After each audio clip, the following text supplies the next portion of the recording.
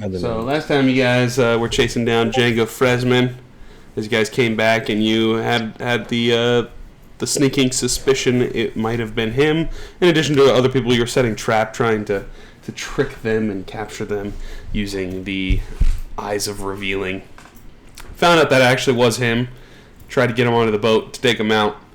He proved too slippery and too strong for you currently, and he escaped and fled to a location later or deeper into the space system, into wild space that you were told, which I do have the name of that station that he possibly fled to, is called Talos. It's a lost space station in the wild space area. It's said to have housed tons of mimics, so that is your hint of where that might be. In addition, you guys did a little bit of shopping and used the eyes of revealing on Commander Buzzkirk, where Bella unveiled the truth of what he actually looks like. You guys were like, oh, yeah, don't judge people based on how they look, that kind of appearance, and you were kind of shoot off. And after a little bit of merriment towards the end of the night, you all retired to your cabin.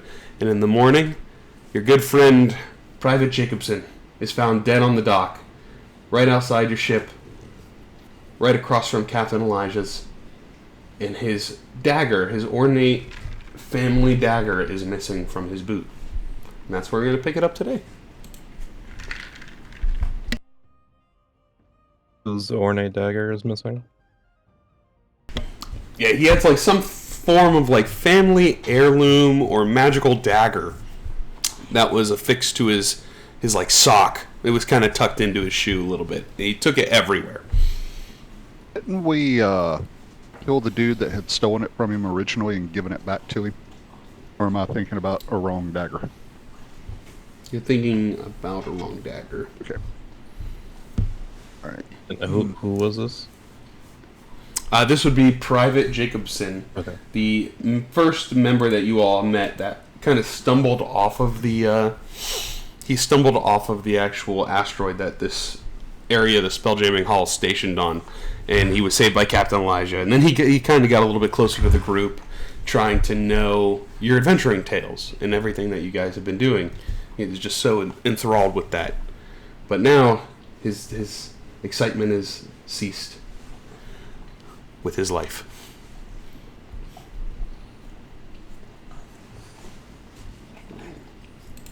I think I had a picture of him too.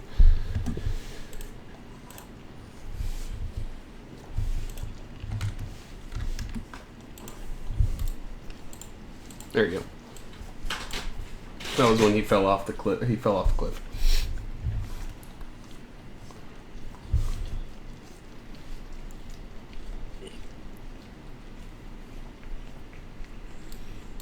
F in chat. He's dead. Dead. Damn. RP. Alright, so can we let's see if we can investigate this body, anything. Okay. Go ahead and give me an investigation check. Alright. Alright. While Garrett is doing that, I want to see if I want to see if I can identify any witnesses to what happened. Okay. So you go ahead and give me a general charisma check. As Garrett, you're looking around. The first couple things that you notice, he has a couple very blatant stab wounds on him. And he has some sort of liquid coming out of him that's not just blood. Not really sure what else. And Cordell, as you're asking around, a couple of the members from Captain Elijah's ship are standing around looking, and they're like, we didn't see anything. It was quiet last night. Everyone kind of has the same sort of statement that they give you, is that they didn't really hear or see anything. Well... Okay. He stabbed in the front or back? Or killed? He was stabbed in the back. And you can tell because the wound that is created, it doesn't go out the front. So whatever it was very short.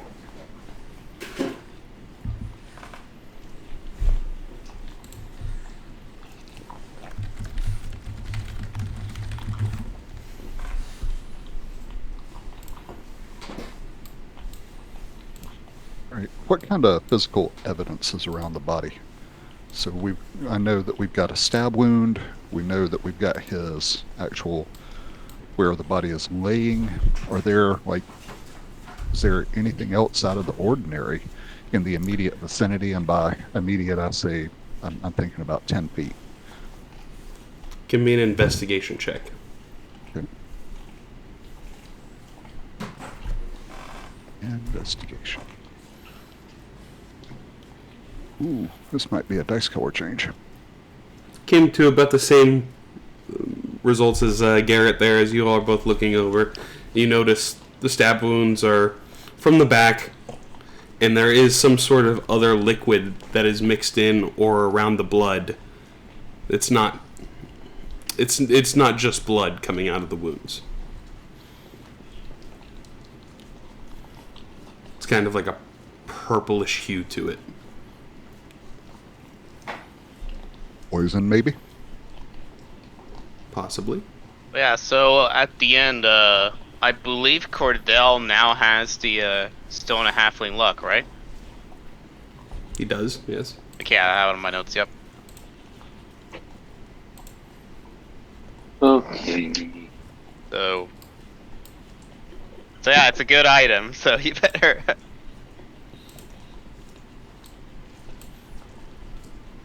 Might as well use it.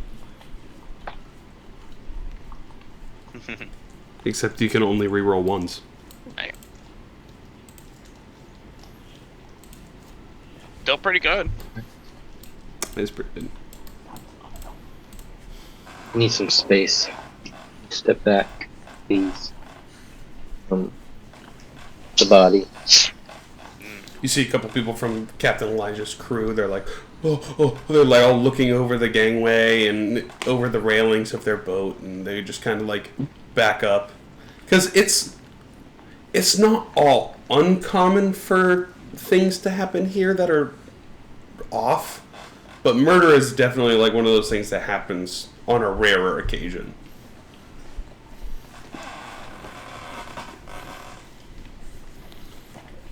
So they're like, they'll back away.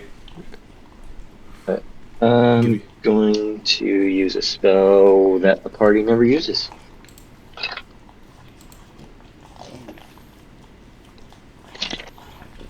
There is one really good spell Yep. that would work here. And I have it. Do you? Yep. Oh. That's not what I was thinking. Huh. Oh. I guess I don't have it. No, you do have a spell that'll work, but I was going to it's use not the that one I was spell. thinking. Go for it. Yes, speak with dead. Okay. So you set up some of the incense around him and start burning it, and all of a sudden you see Private Jacobson, who's laying on his stomach. You guys probably flip him over. He's just like...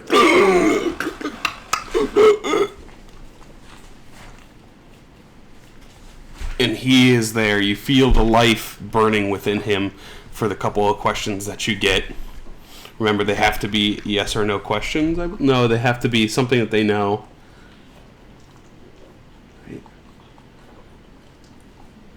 You can ask it 5 questions. Yep, that's it. You can ask it 5 questions, and it knows what it knows.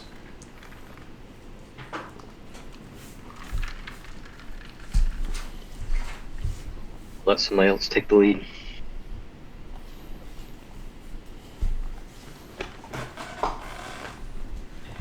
So, out of character, real quick, do those questions have to be yes or no questions, or are they basically Not for short this answer? one. Not for this. They can give you the answer, but it's only with the knowledge that they know. And they don't And have... they can also be deceptive, but this guy most likely wouldn't be. Okay. Alright, so I think the first question that comes to Cordell's mind is, what time was he killed? Or what time did the attack happen that wound up with his death? He'll go. Late at night. Midnight, maybe. Midnight? Yeah, he assumes. Okay. Okay. So that's one.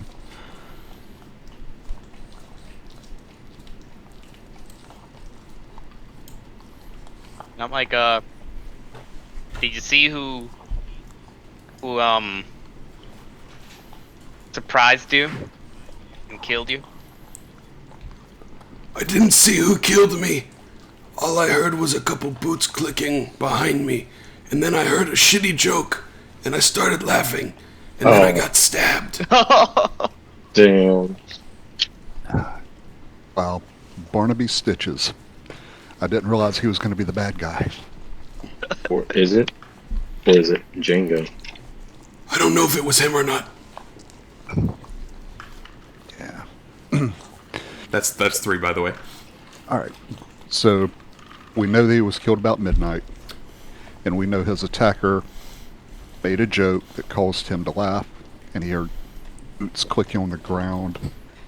So probably some type of toe taps and heel taps on the boots.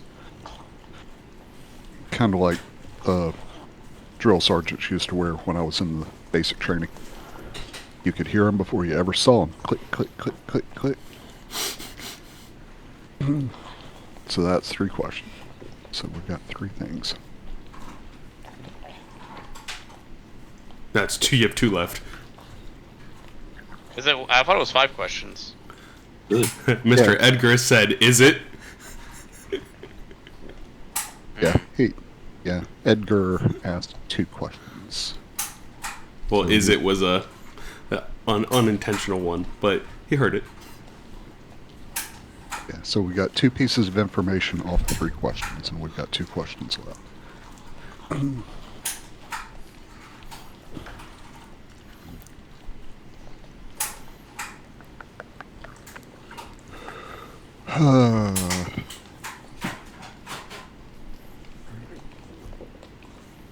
I'm like, so it seems like you heard this this person speak. So, what else did they say?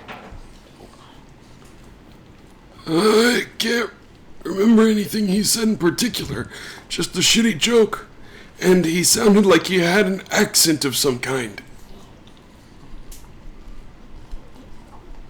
All right, so we've got 1 question left.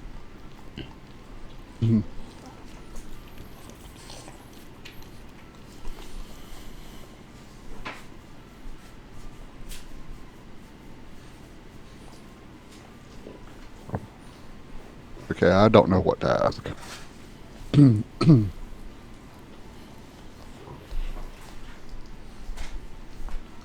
anyone's free to chime in.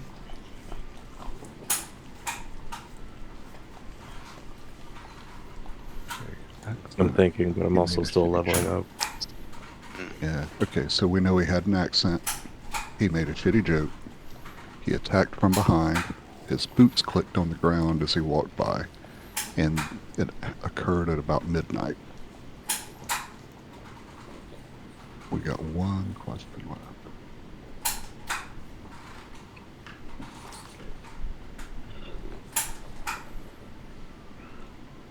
No, this is feel not like a I'm question in, for, well, maybe, a Grape Shot is, like, thinking, so, where exactly, like, close to the guild, like, where do we see Jacob said exactly, like, what position, and...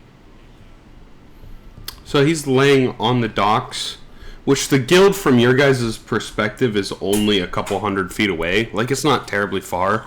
This asteroid isn't massive by any means, but it's enough to house a couple of buildings on. It seems to be deeper underground than it is, kind of in width. But it's a big enough to house almost like a tiny town or a small city. The only other question I can think of to maybe ask him is to ask him if he had pissed off anybody earlier. I would never Not that I could think of, at least. Okay. So, With that, the light expires and he passes back out. yeah, I think that's a good question. Alright, so he would not know why somebody targeted him, but I do agree with you. I think that he would probably have had a good idea if he had actually made somebody upset with him. Which you guys know him as a character. He's always kind of like helpful. He offers to buy you drinks. Like, you don't think he would do anything to upset anyone. Yeah. Maybe this is to get under our skin. Yep. I was thinking along those lines.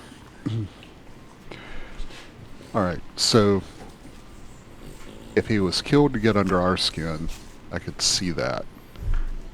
But what if he inadvertently had either an item or some type of information that An item like a dagger, maybe? yeah, an item like a dagger, like the one that was identified as missing from his possession. What was that dagger, and why would somebody kill for it? Just because it's family heirloom doesn't necessarily mean that it's worth anything. So obviously it has to have some kind of value. Or the person who committed the murder, I think, isn't the person who really wanted the dagger. The person who committed the murder was paid to retrieve the dagger. That's what I'm thinking. We're getting somewhere. So that's one of the things that I like to do is I like to create a baseline, even if it's wrong, because that gives us something to measure against. So, and that'll help us a little bit later down the road. But that's my thinking, is that the dagger had some type of value. We don't know what it is yet.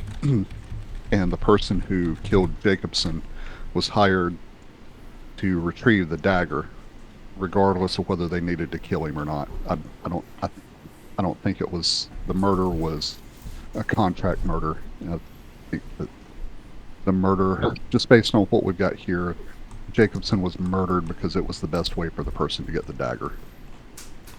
Okay, so when we level up, do we get a long rest? Yeah, you guys had a long rest last night anyway. And with a long rest, can I change my spells?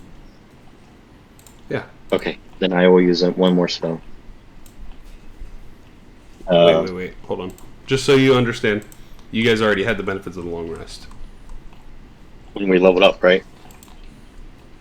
Yeah, all of it kind of happened at nighttime. Okay. So this would be morning. Okay.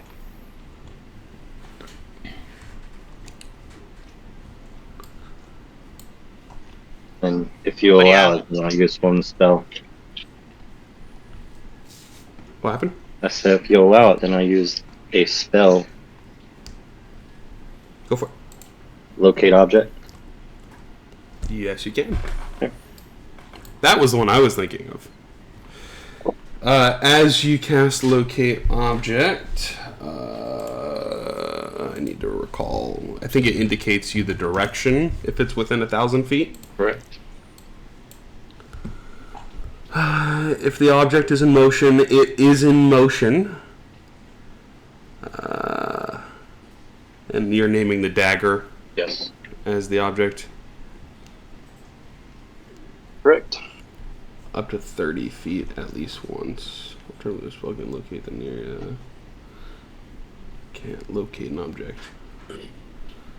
Oh yeah, there's no letter, nothing. So you know that it is moving. Only a little bit, probably within degrees of 15, 20 feet.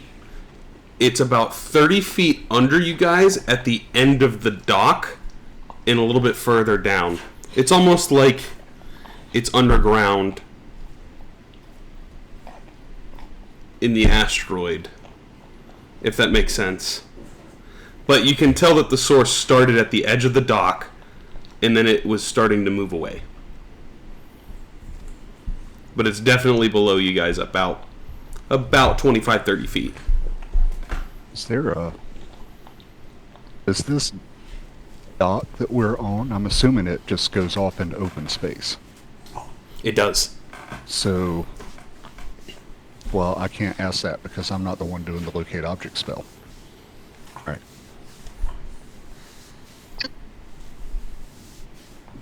That's fine.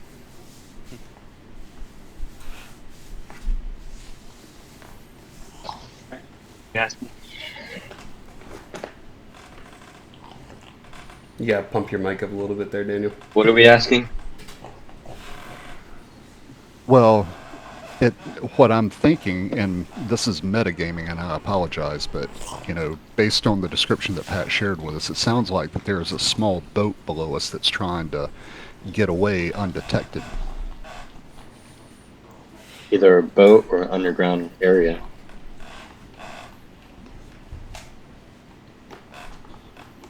Say we check it out.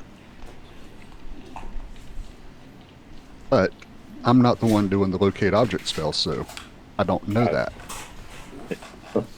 I mean, I'll relay the information that I currently have right now. Okay. So, 10 minutes. yeah, my suggestion is we either... Well, I've really got one suggestion. We identify, or we track it down before it gets away from us. But we need to follow your directions based on the locate object spell. Okay. Then we get on the boat. We don't fall through space. You can.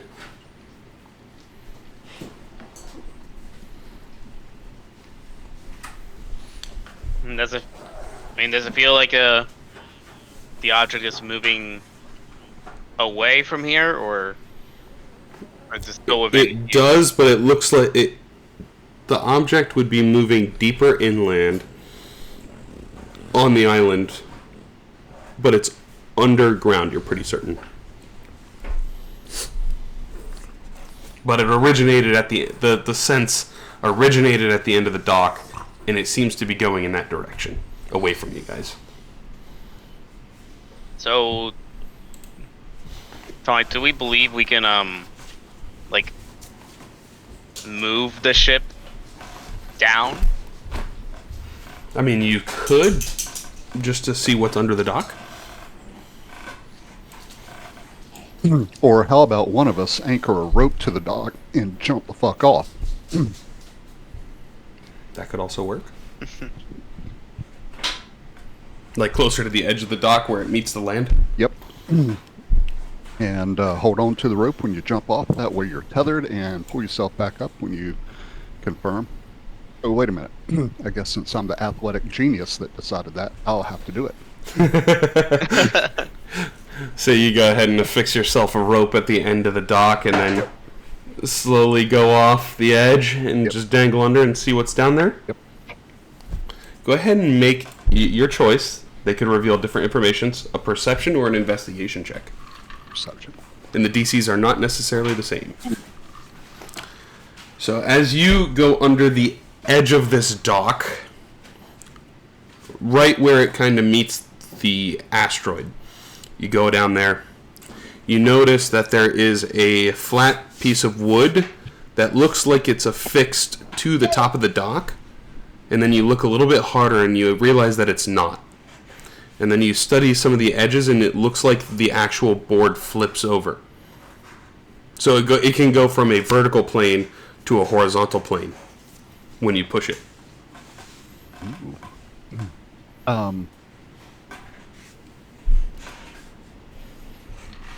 It's almost like it's hinged.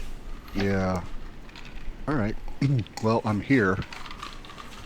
And, well, I'm an adventurer. I'm going to adventure. I'm going to investigate the board that you were just describing, or the pallet or whatever it is, and see if I can get it open. Okay. You give it a gentle nudge, and it flips open to reveal what looks to be a hallway.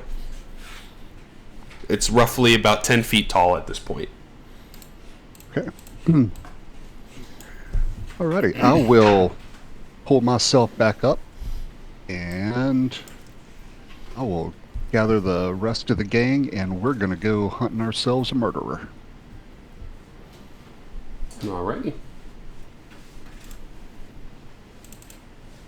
We grab everybody's tokens, then we can slap them on the mappage. Yeah, as we go Where in, is John when we need him?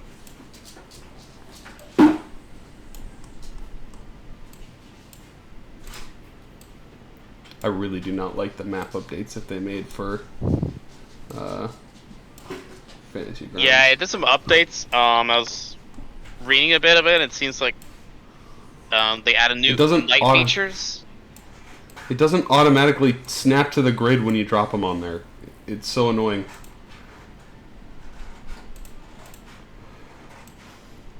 Okay. So you all have the map. Are you all going down there under the dock? Yep. I'm going. Yeah. Before that, I'm gonna take advantage and use Psychic Whispers.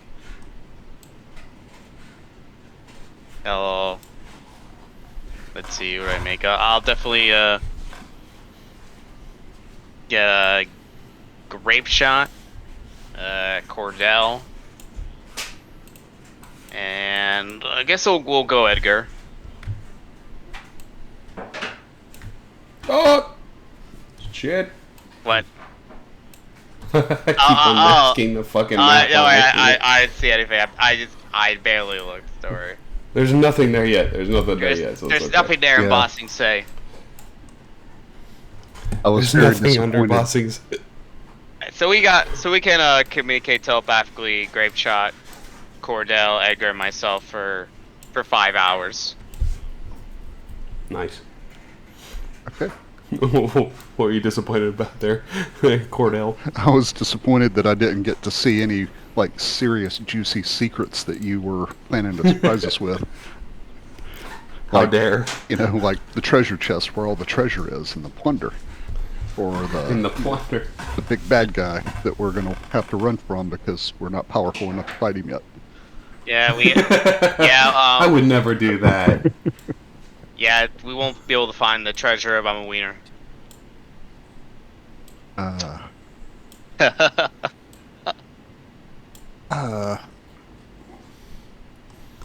This is not the treasure you're looking for. Yeah, we need to go back to the guild hall and rethink our life choices. Being an adventurer doesn't pay these days, huh? Obviously not. I've only got like 45 gold after, 5 levels. So I'm obviously not getting paid. I'm doing everything pro bono. I'm going to have a talk with Commander Buzzkill. 'Cause my You got buzz gold? has definitely been killed at this point. So Cordell, you push forward a little bit down the hall, and you notice that there is a doorway that is about 10 feet tall, a 5-foot doorway. Okay. I'm going to sneak up to it. Get out. And try to peek around Already? the corner. I'm assuming that it's an open doorway and not doesn't have a door. Currently closed. Oh, okay. Currently closed wooden door. We don't have any rogues, do we? Yeah, we do. You have a tiny rogue. Is Grape Shot a rogue? Or is that Garrett? No, I'm the rogue. What? What? Okay. Here we go again. I will back up and let you do the job. I'll point up Yep. there and I'll say there's a door up there. You went from no rogues in the last campaign to 2 of them in this campaign and no arcane magic users. Yeah. There is we have our arcane user right there. So He's gotta destroy the bad guy and save the day. back in my day in first edition, we were arcane both ways, uphill and downhill. That sounds like a Pathfinder class that I've read one time. Alright. Alright, so I'm gonna check if there's any traps or anything weird here in this door. Give me an investigation check.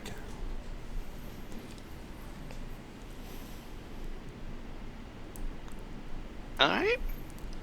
You take your dagger or your short sword and you run around the edge of the door. No wires get cut. You don't really see anything. You think it's good. Is the door open? It is not. You give it a little check on the handle. It is locked. Alright, time to use some thieves' tools and open this bad boy up. Okay.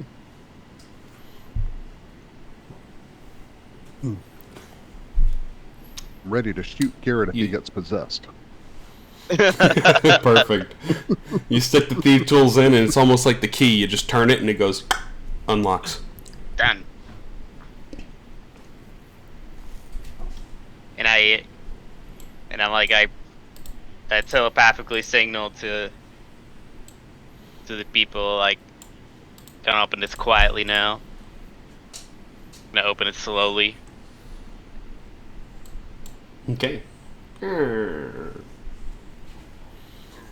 As you enter in, it seems to be a very dirty, rocky chamber here, and there's 2 affixed rooms to this opening part, and then it looks like 2 hallways that lead off somewhere deeper into the cave system. At this point, everything from here on out looks to be about 30 feet high, and there looks to be almost like walkable railings up in the ceiling.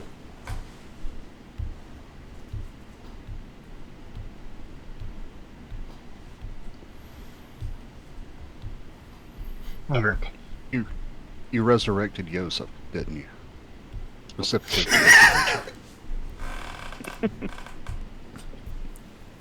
Well, Nah. I ain't Schrodinger. I'm just telling you that.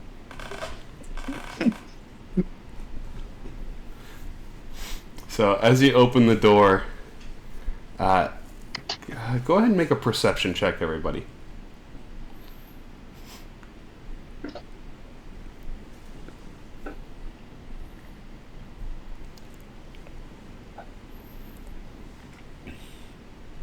Ooh, nat 20. Okay.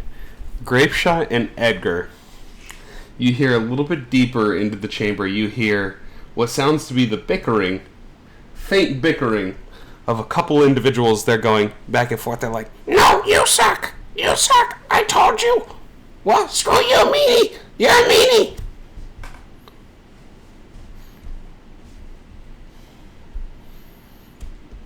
Alright, well, I'm going to be brave, and I'm going to go ahead and enter the room. Move there, and I'm going to move there against the wall. Okay. As stealthily as I can. Go ahead and make a stealth check. And also, looking up at the top of the room, it looks like there is a scroll on a table with a blue candle on there, and the candle looks melted, and the light is not burning on the candle currently. I think you're being a little sneaky. Trying to be as sneaky as I can. Sorry, But- I think this is a good time for me to cast my new spell that I just got. I want to cast Pass Without Trace. Okay. Pass without trace, so everyone gets a plus 10 to their stealth rolls, as long as they are within 30 feet of Grapeshot. Correct. So you get 22, Cordell. Okay. I'll take that. I am. I'm assuming you're all moving in together, so Oh yeah. I'll move Bella's so she's with you guys. It's called me F-117. I am the stealth fighter.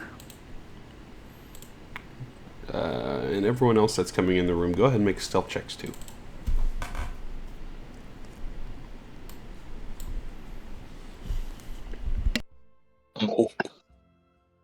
Well, What? 2 nat ones. A 0 with 2 nat ones? No way. Oh, it's a nat 1. Wait, you didn't get the basketball trace? No, he does, but a 0 is still a failure. Oh. Also, most creatures have a 10 passive anyway, because that's what the base is. So, you guys are being sneaky as you guys come in. And you hear the clunk, clunk, clunk, clunk, clunk of Edgar behind you.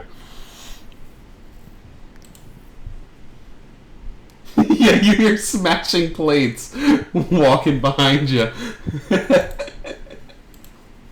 Oh yeah, by the way, I see that Great Shot rolled a 1, so I'm gonna. So on top, but I put it stealthily. It's like, I'm like, Great Shot, you gotta be stealthier, and I'll allow him to re-roll. So you still got a 0. No. And, Oh yeah, I had okay. to re-roll Edgar's actually. Yeah. Oh no, both of you got a fucking. One, Both of you got alright. So slow. Alright, so you know what? I'll roll. You know, I'll roll a d2. 1 for Edgar, 2 for Graveshot. Whoever is it will get the reroll. And To be fair, at least Graveshot got a 14. oh, got a 14. Oh, never mind. Then Edgar, you get the reroll. You need it. Never mind. You take Just roll one more d20, Yeah, Edgar. you need it. Just don't roll another 0.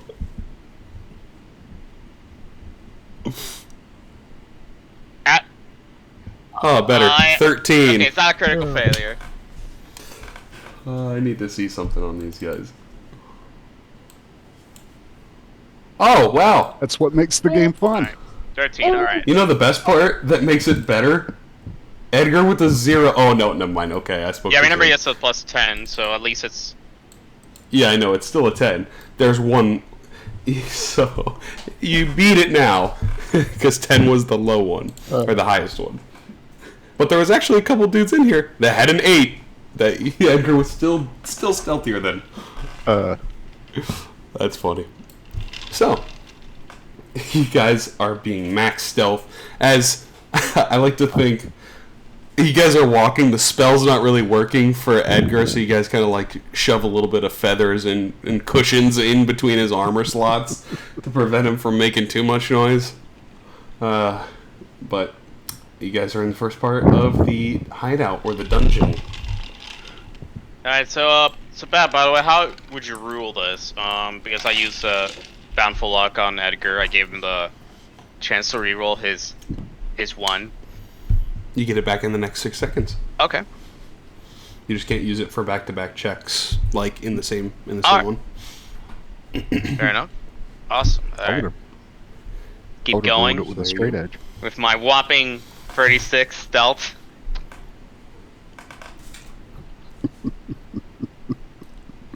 Man, that's almost as stealthy as Benji. Alright, so now, So, Garrett, you going in towards the desk? yeah, I'm gonna investigate this paper. I'm gonna move There, up so there is a... so everybody's within range. Oh, okay. I'll just wait until, like, Grape Shot is a You little move as a closer unit? and As long I'll as even- you're within 30 I'll feet. signal to Grape Shot to FP, like, get me in close to that paper. Like, hey, don't get too Ian, far. coach. And then, yeah, I think if even if I stay here, you're within range. Yeah, Alright. 15, 20, 25. Yeah. So, Garrett, you look at this sheet of paper, this parchment, or this rolled up piece of parchment. It is completely blank. And the only thing that is next to it is this blue candle that looks like it was recently lit. Mm. Like, does What? it say anything on the paper? On the. It is blank. Hmm. And you said the light was extremely lit. Recently. It's like, is, You can tell by the melted wax Okay. and the little bits of smoke that is emanating from the burned out wick. Awesome. is there anything else on the table area? Nope, just those two. Okay. Alright, so I'm gonna take the scroll with me. I'm gonna Okay. stealthy move back here, and then I'd be like telepathically group take the scroll here. Maybe we can investigate it.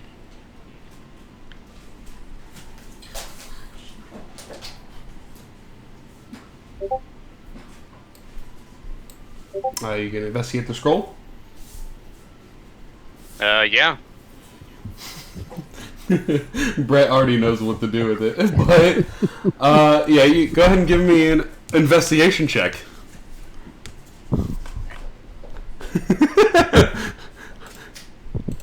And Cordell, you can make an Arcana check if you would like. Okay. This is going to be fun. This is always like when the character knows it, the player knows it, but not the character. Not the character. Yeah, both of you kind of looking over, and you're like, wow, that's weird. Invisible parchment, or like no words on here. I don't know what's going on. Who would have a blank piece of paper? Hey, Garrett. I'm thinking to myself, well, especially since he's invading my mind. Hey, Garrett, you might want to try to light that candle to read the scroll. Light it up. Yep, light the candle. I bet you can read the scroll if you light the candle. I rolled a 2 on my check, so I'm not too smart right now.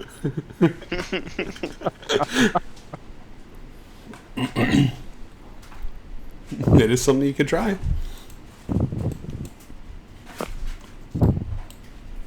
I'm like, I don't know. But by the way, how dark is it in here, or is it fairly lit?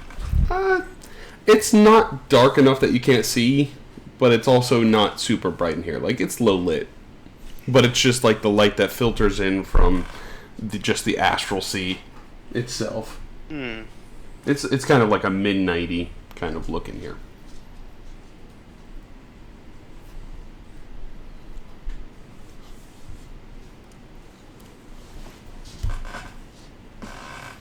That's a trigger move.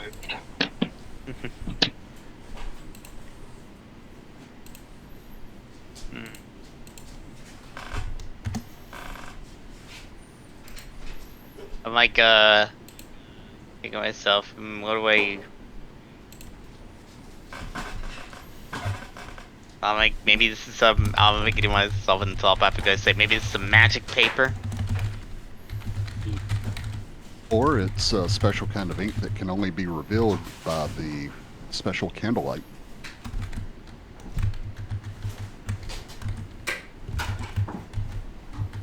Is that possible?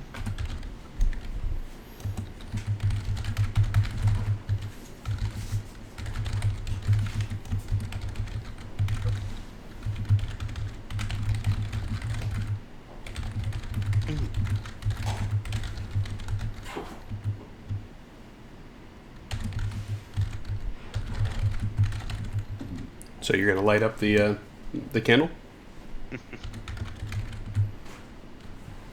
What you doing, Garrett? I'm like, if no one has any ideas, I'm gonna light it up. Okay. So you light up the candle, and now you have the candle is lit, and you have the piece of paper. Okay, so now I put the paper, close to the light, not close that will catch on fire, but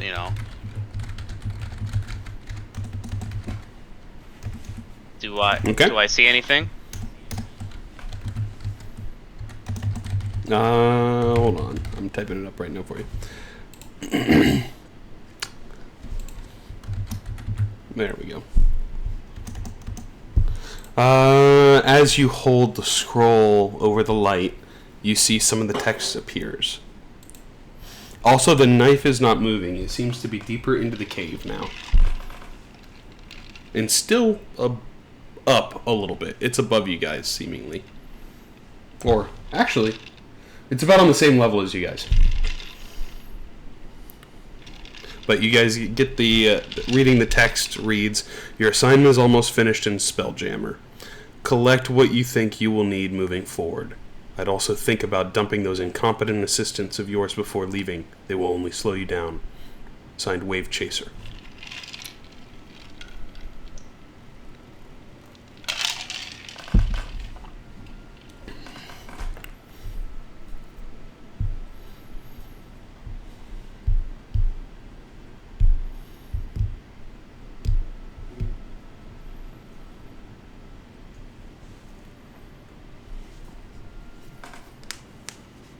And I'm like, sort of relaying the message to the group telepathically.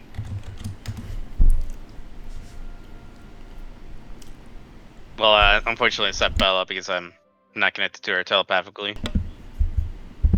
Okay. And then I'm like, well, this means that people out there against the trained Spelljammer.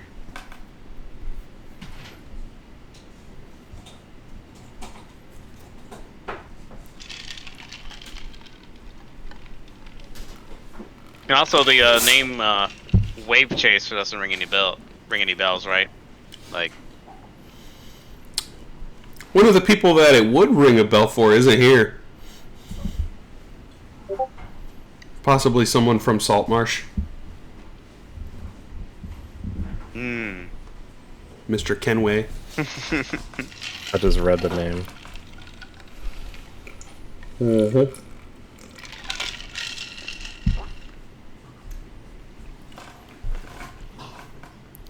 Vinny was like, flashbacks. All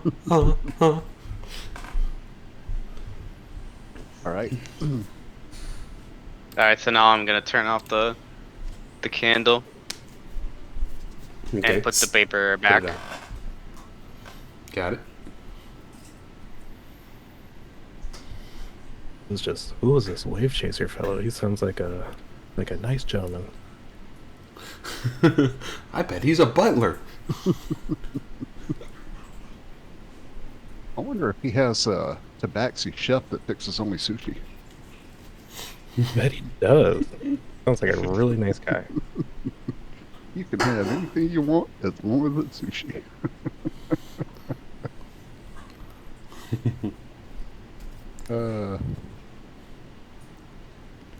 Yeah. Funny enough, I had sushi today. There you go. Must have been prepared by a tabaxi. Or at least a furry. Mm-hmm. That's Although- the secret of Tabaxi, man. I was gonna say furry sushi does not sound appealing though. Furry taki sushi is different. Yeah. Look, man. Well, also, in the room to the bottom, you see what looks to be blood smears and manacles that are chained against the wall. All empty currently.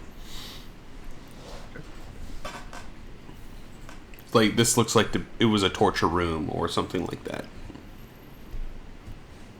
So we've got two paths to use. I tell you what, I'm gonna go ahead and go in here and investigate.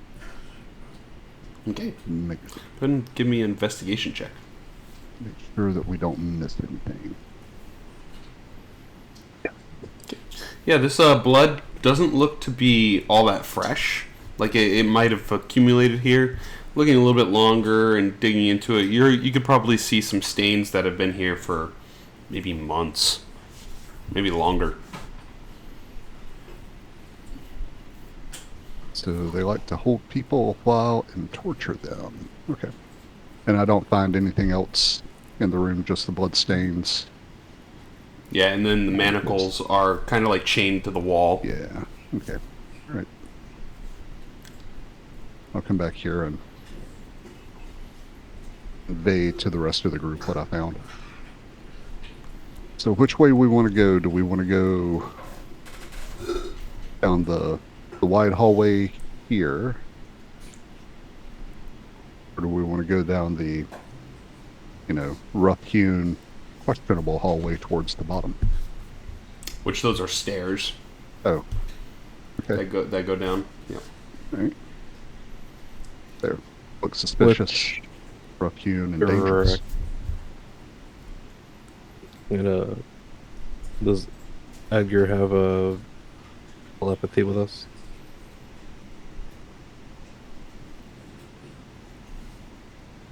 Yeah, everybody but Bella. Okay. I'm just gonna be like, which way is the dagger going? The dagger. Or is it just would generally in the back? currently- I think it is directly straight ahead of you guys. So, Literally on your same plane, directly ahead of you. so we want to go that way. Yes. Yes, that exact row. Okay. That's my vote, straight ahead. Okay. That's what I vote too. Let's go get the dagger and the bad guy that stole it. Stealthy approach.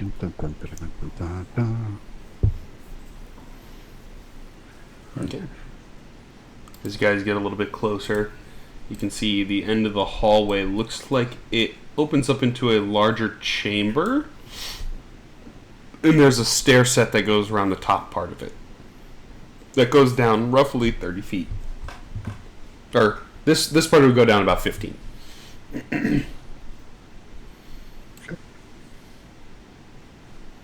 Alright, I'm gonna stealth up Okay. to here. Do you need a stealth check? No. Okay. I got you. As you get a little bit closer, you notice 4 little kobolds sitting down there. And they are just bickering with each other like, "No! You did a terrible job! Screw you, Edie! No, I don't need anything from you, Edie! What about Mo? No! How about Miney? Miney, what did you do? I didn't do anything."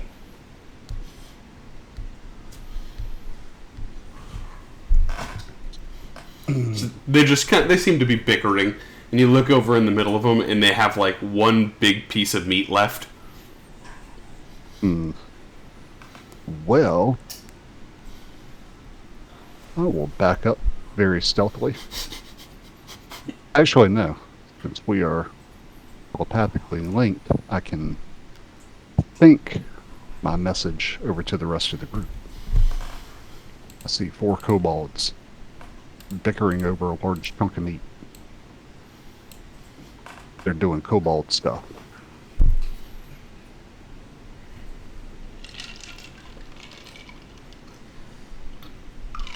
To relay it back to Edgar telepathically, like,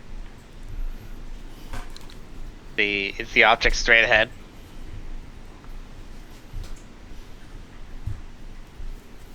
Or better, Hasn't moved. better yet, is there a way through this? Or do we want to take them out? Also, Cordell, from your current location, you see, I'd say you'd see the full view of the room. You see the staircase that leads down over there.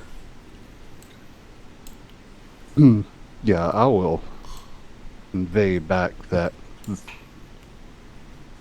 from where I'm at, the other hallway that we chose not to do actually goes down and into the room where, ooh, it's Eeny, Meeny, Miny, and Mo.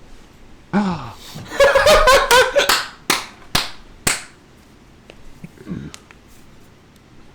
Okay, yeah. So we've got why don't we make friends out of these guys? I think Vinny was there in that session.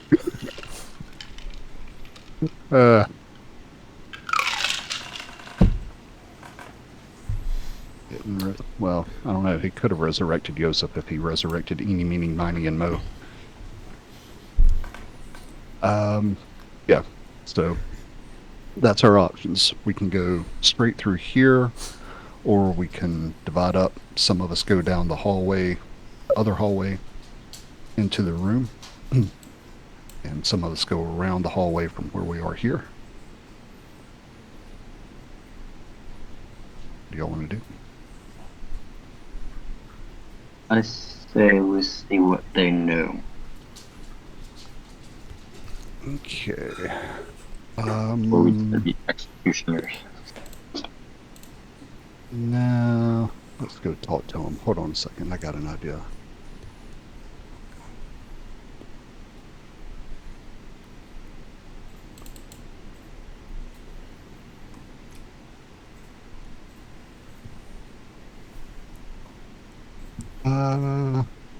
Okay. I'll take out my... Did I use it? I think I used it. I don't have it anymore. It's got a 0 in the inventory slot. Oh, fuck.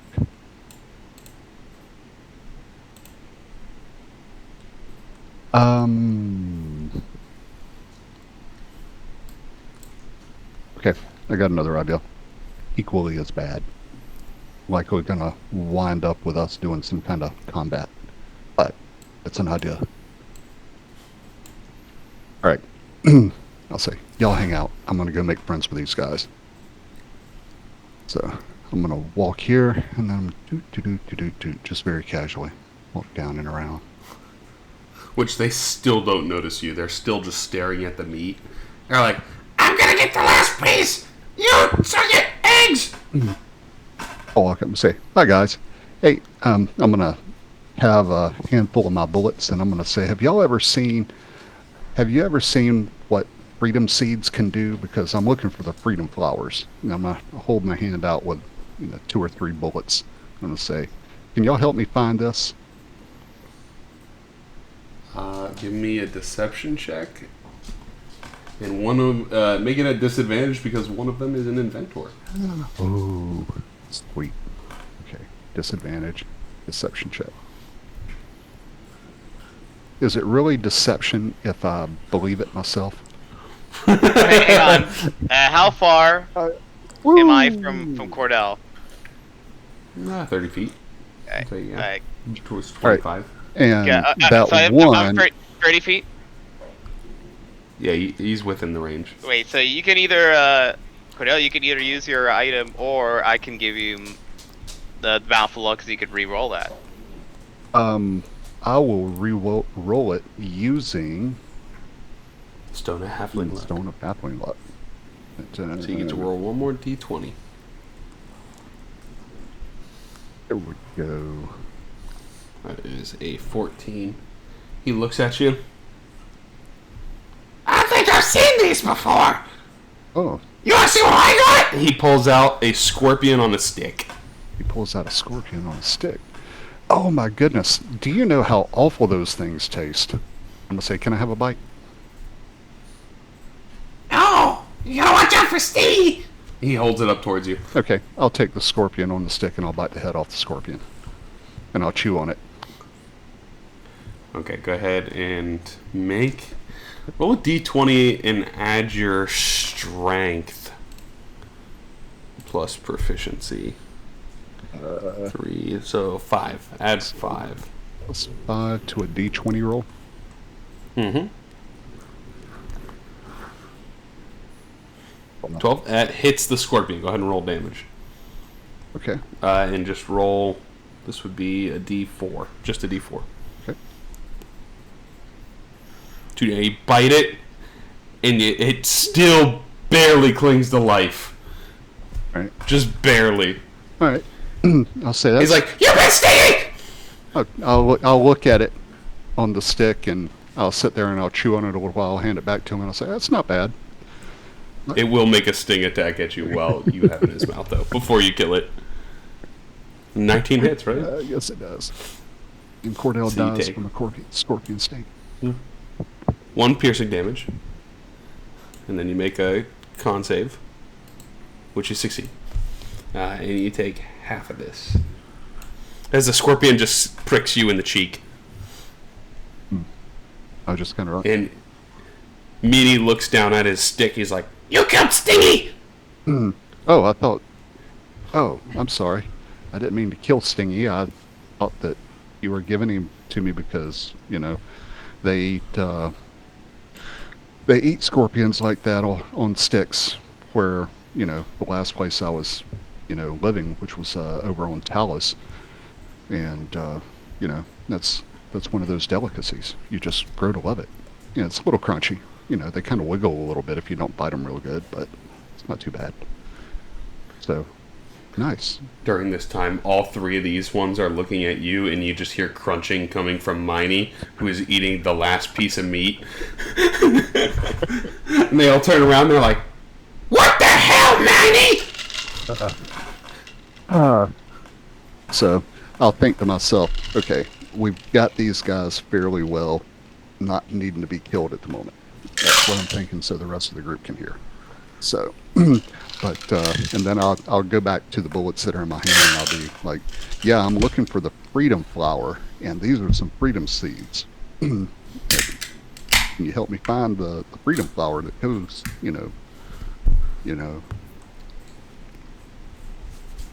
Gotta talk to the boss.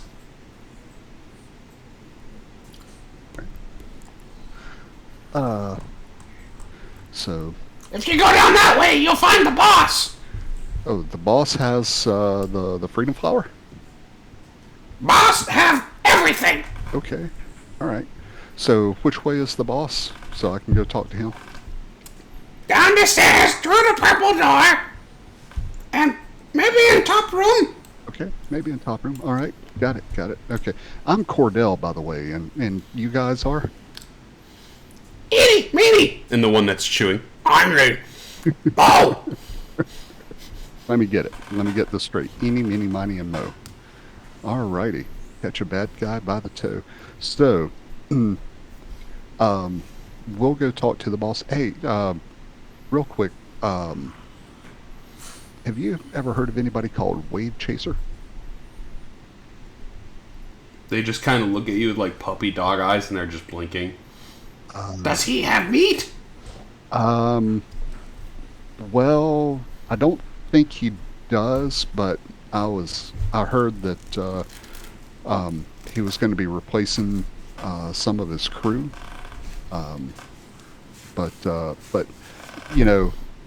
there's a good friend of mine, up on top of the asteroid. His name is Commander Buzzkirk, and the four of you look like just completely trustworthy individuals, and I think that you could find gainful employment, doing inventing stuff, maybe some smelting and guard duty stuff.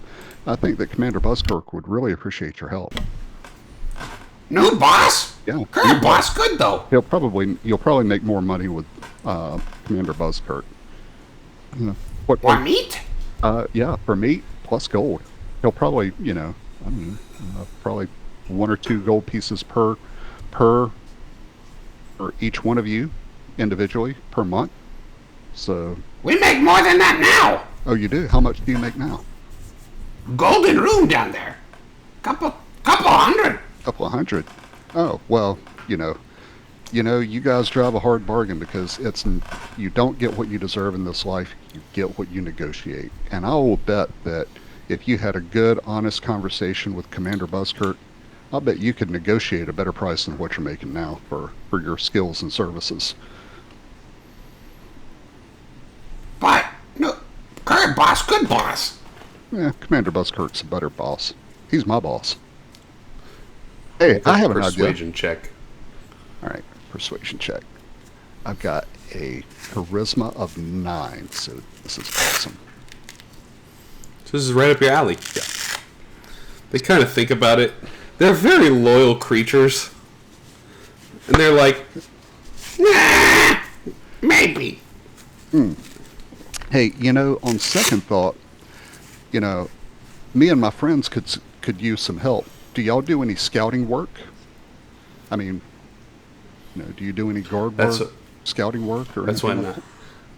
it'd be Mo, who was the one with the wings. I fly.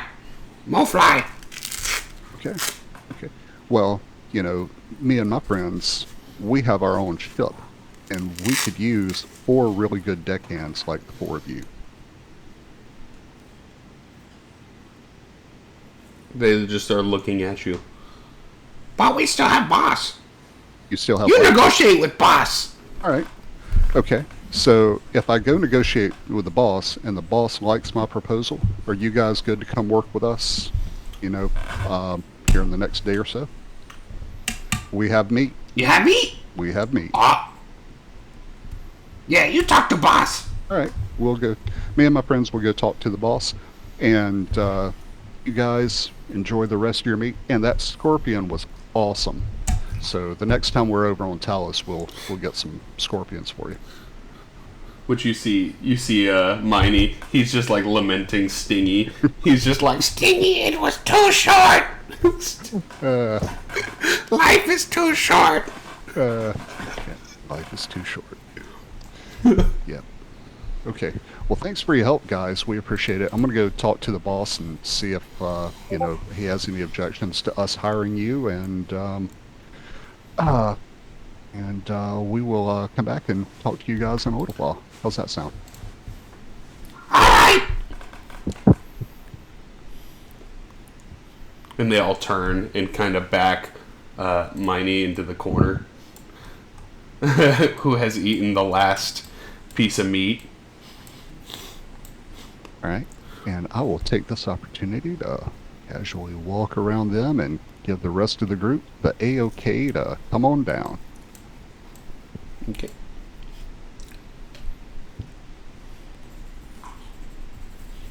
As you see down this set of stairs too, it looks like there is a empty room at the bottom. You're not sure what is held there, what not is in that room.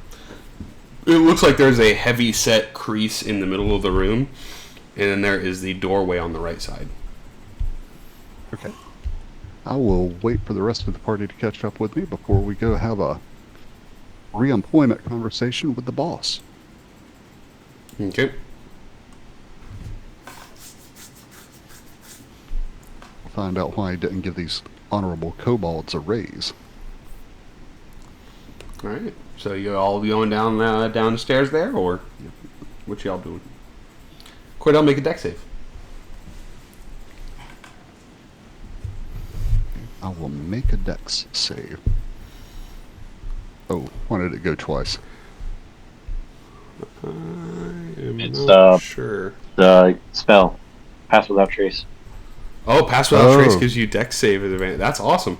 So if it wasn't for Pass Without Trace, you see these stairs as you're walking. As soon as you step on the first one, it turns into a slide, which goes down the room. You see some of the stones tumble into the room down below.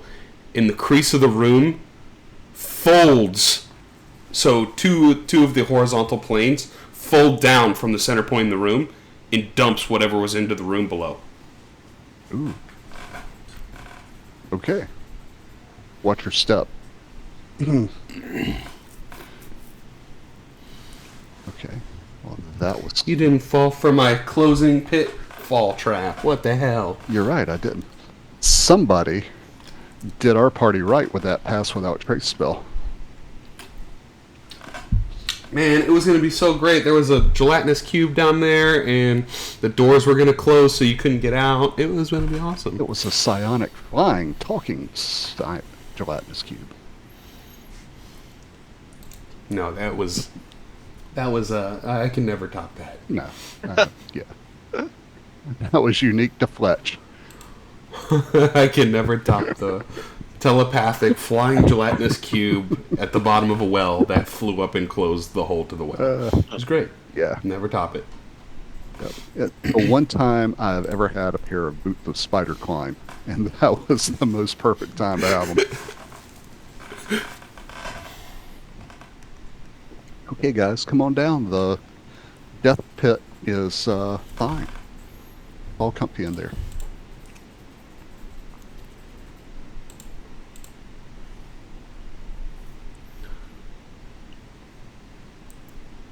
Y'all aren't feeling it, are you? What we need is a Turkeysaurus Rex.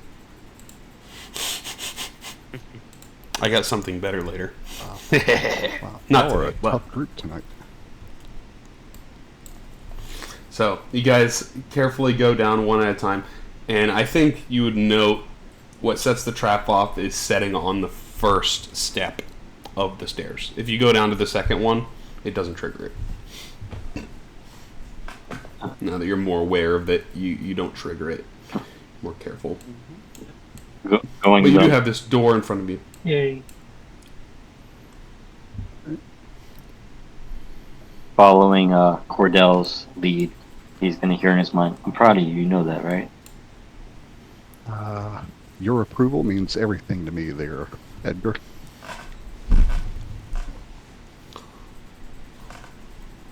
And you are met with a double door in front of you. Closed. Double door. Okay, rogue. Not a rogue. He's a ranger.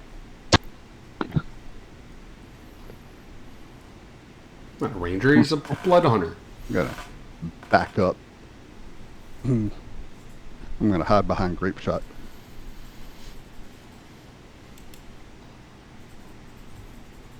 Oh, you going in that room there, Edgar? I don't know. I'm just waiting. Okay. I'm waiting on the rogue to check the door and open it.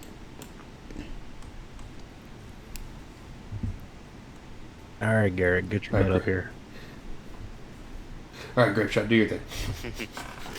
I'll help Garrett with looking over the door and opening it. Yeah. Perfect. Yeah, I'll investigate the door. If there's any traps or anything like that. You get advantage from that Nice. assistance.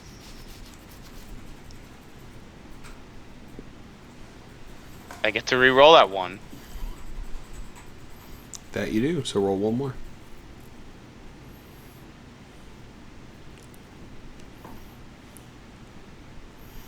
The door doesn't seem to be trapped.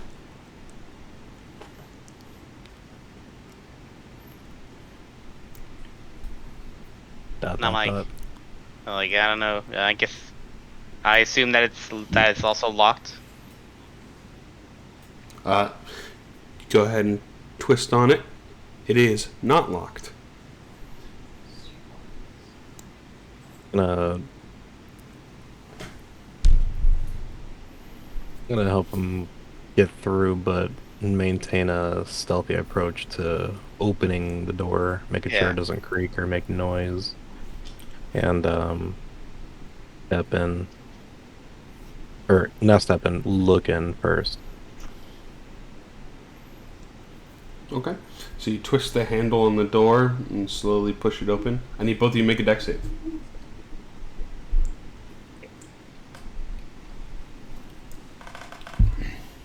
Right. Success. 2 successes. As you twist the door open, you both instinctively kind of step forward a little bit because the part of the wall just above Garrett is kind of like a wipeout punch wall, and it tries to punch you into the room. But you guys instinctively step forward, dodging the trap. Does that make any noise? I mean, it's just like a almost like a piston in Minecraft, Okay. and then it pulls back into the wall. Eeny, meeny, and miny and Mo are upstairs, are just like, I'm still arguing over me eating all the meat.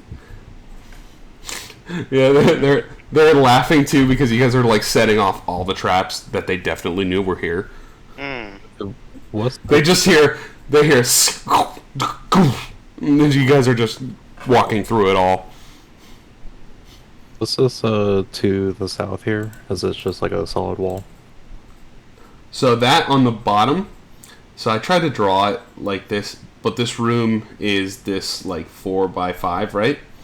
That middle part of the 4, that is almost like, think of it where 2 folding doors meet, and that part folds down and in.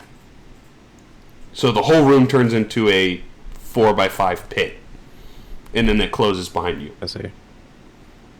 Almost like an eject chamber. Yeah, so we don't have any business down there. Nope. Not yet. You guys passed my double trap. But we're inside the room now. The door is open. Okay. And as you see, there is 3 hallways in the top, 2 in the top and 1 on the far right. there is a larger room to the bottom, and then there is another door to the top. Cool. Edgar, you still get the sense that is on the far right side of the room. Okay. Telepathically let him know that it's in the room. Okay. I am going to warn people that there is a trap as you pass through the door, so just stay close by. And I'm just gonna come up to the corner here, and we'll look around the room to see if I can notice anything or anyone or hear anybody. Okay. Give me a perception check. Wow. Alright, so I'm gonna let a great shot re-roll that one. Bound for luck.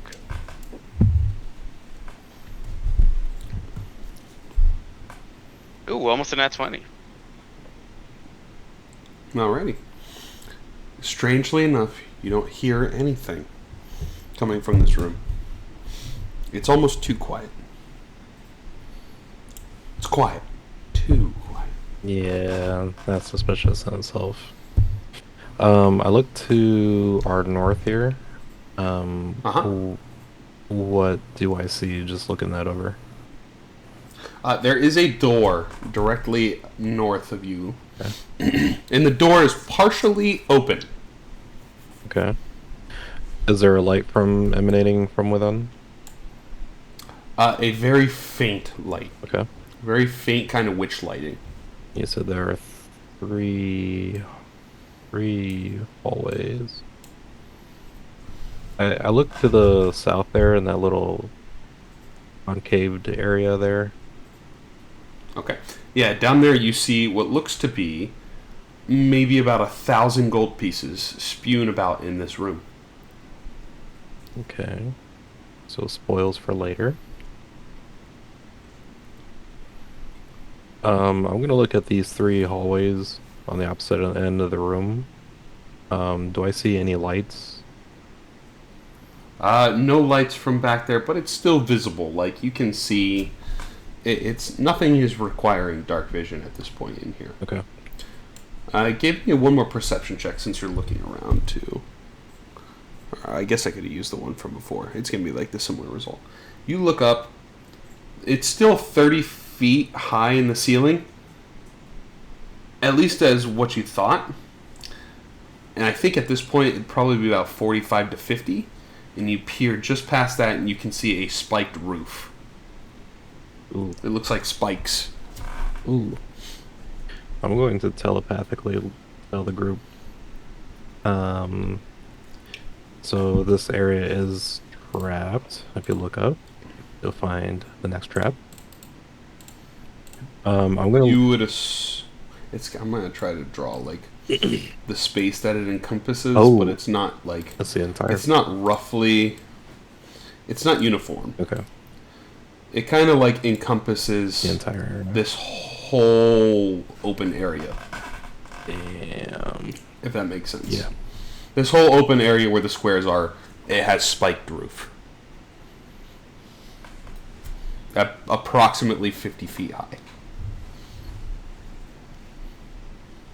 Okay. I'm gonna immediately start looking on the ground to see if I see any pressure plates or any raised part of the ground. With your previous perception check, you do not. Nothing is standing note to you that might set this off immediately. Okay, I'm just gonna tell the group I don't see anything, but we need to just be careful.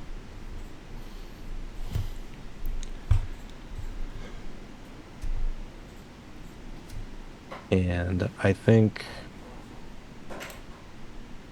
the door with the open, that's partially open, is intriguing to go into. I don't know if we should go in there first, but I feel like our priority is going deeper, and I want to go this way. Okay. Move in that direction. So is that just you that's going that direction, Grapeshire, or is anyone else going to check out the other areas? Which is Let's see here. As you go this direction, you would see more of tunnels. It's kind of very tunnely back here. Okay, I'm gonna go in the middle of the room to kind of carefully and just slowly. Just from where you can see.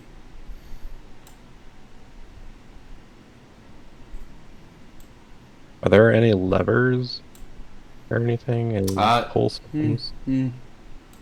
No levers. I'm just looking at the walls. You just have the gold room. You have that room with the door, and then these hallways, which they still have those rafters almost that you can walk on, about 30 feet into the air. It's enough where you can walk on, but it takes a little bit of footwork. Okay. I do have climbing speed, so I don't want to climb up on the side and climb up onto the rafter. Okay. It's enough for you to sidle. You can kind of like walk on the rafter. With your climbing speed, it's easier for you.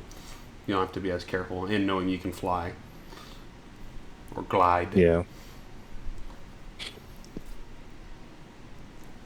So what is everyone else doing here? Going to just cautiously like move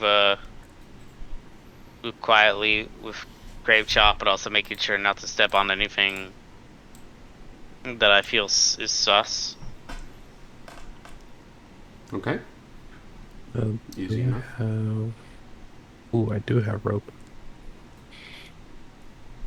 If anybody wants to come up to the rafters with me, I can drop my rope and pull them up. And then tie it to the rafter, and then, pull them up with me. I'm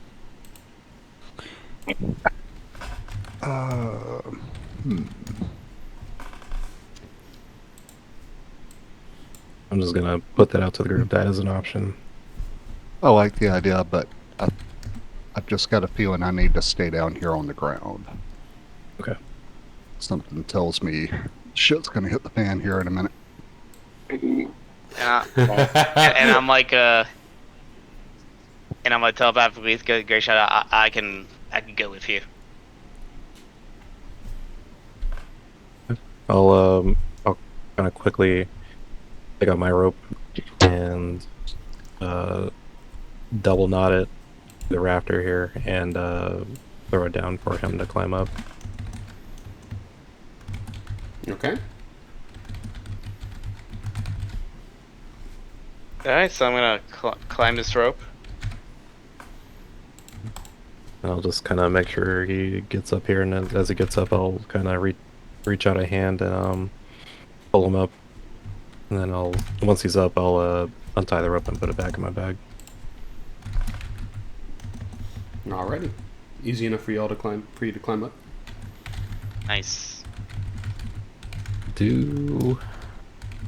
Are the rafters just like along the entire area, or are they just kind of more along the sides of the room? They are along the entire room. Okay. Even in these back tunnel areas, there is. I'm trying to think of how this would be laid out, how it was before. This, above the doors, in this case, there is no rafters. He would have to jump down to get through the door, and then get back up into the rafters on the other side of the door. If that was the case. But this whole, everything on the wall that is a wall in here has a 30-foot rafter.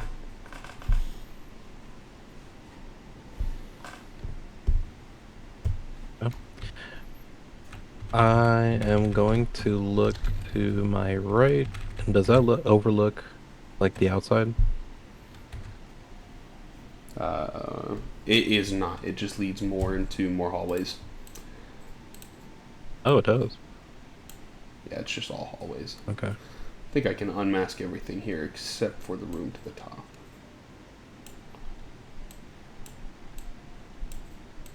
Because all this, and you'd roughly assume you are currently maybe 100 feet south of Spelljammer Hall at this point. You're like right under Spelljammer Hall.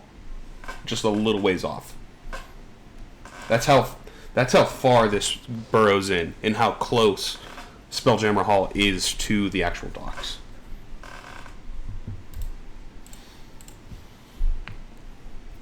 So whoever this has either been here before, or it's been here a long time, or he's been here a long time.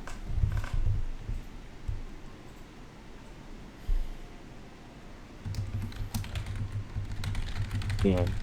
Okay.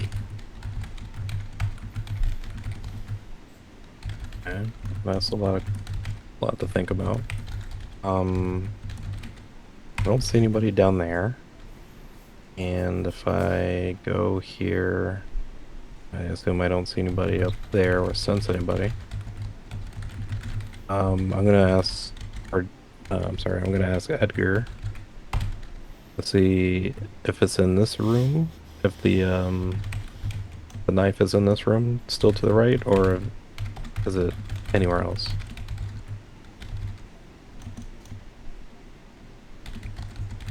And see where he senses the knife is. If it's still more right in this room somewhere. Edgar, are you moving into the room? Yeah, but before I do that, I'm going to cast See Invisibility. Yay! Okay. So you cast See Invisibility. Is that a concentration spell as well? Nope. No, it's not? Okay. So you cast See Invisibility. You still have Locate Object as you come into the room. You do know that it is on the far side of the room, on the right, and it is up in the rafters, most likely. Which, as you're looking over there, you don't see anything. Even with See Invisibility, there's nothing there.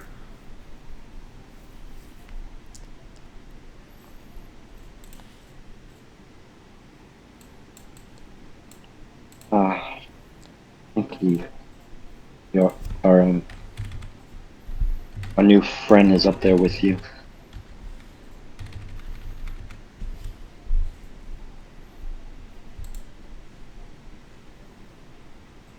I don't see anybody. That's where it says it is.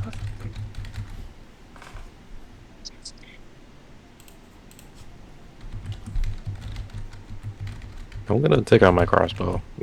I don't know. Okay. Kinda an easy.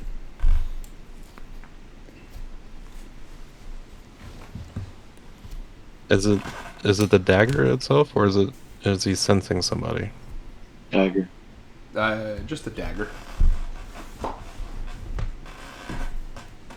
And it's up here with us. I don't see anything.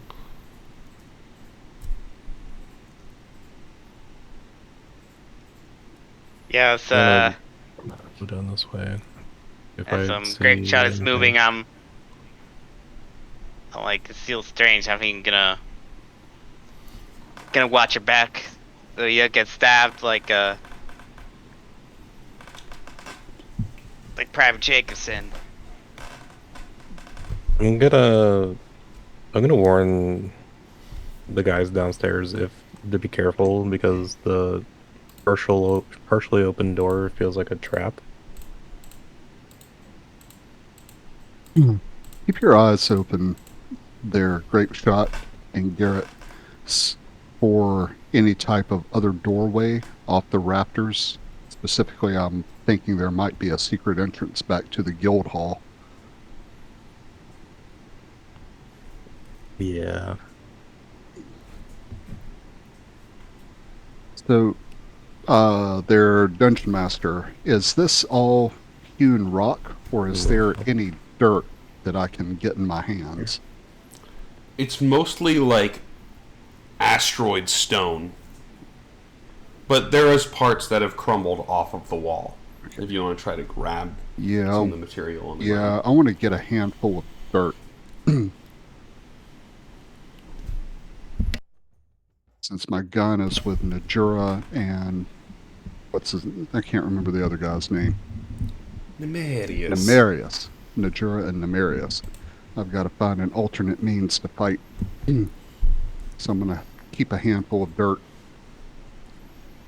in my left hand. You still got your longbow. Yeah. I still got the longbow, but I also have a rapier. Yes, that you do. Yeah. So you all are just sort of eyeing down in the rafters and getting a sense of direction with Edgar's description. It's a little challenging, but you're not seeing anything in the rafters. Edgar's telling you it's there, and as you peer, you feel like you're looking where it's at, and you're just not seeing anything. And Edgar looking up there with see invisibility and not really seeing anything either. Also, Edgar, when you do peer down the rafters to get a sense of where it is, it's kind of tucked behind one of the walls. And I know with see invisibility you'd be able to see like a glow. You can't visibly see the glow because it seems like it's behind a wall.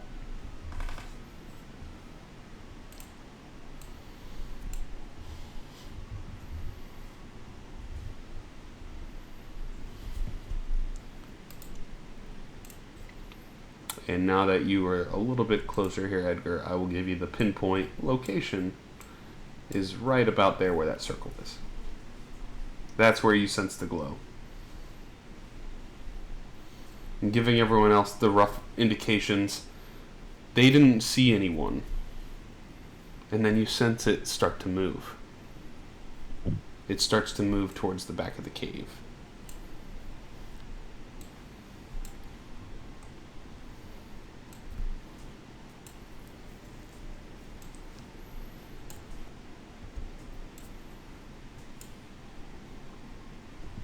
I will probably discern that there is a secret tunnel nearby. Let them know that the tiger is on the move away from us.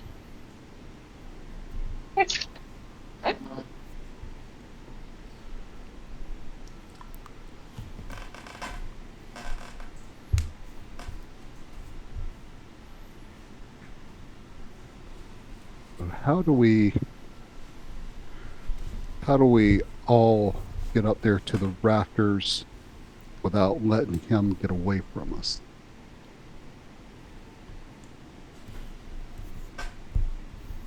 I'm gonna have Team A and Team B. Team A be on the ground, Team B be on the rafters. Yeah. I'm gonna go back to our friends.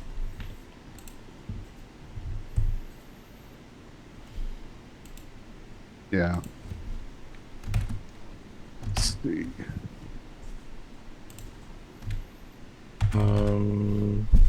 The rafters, they continue on past this.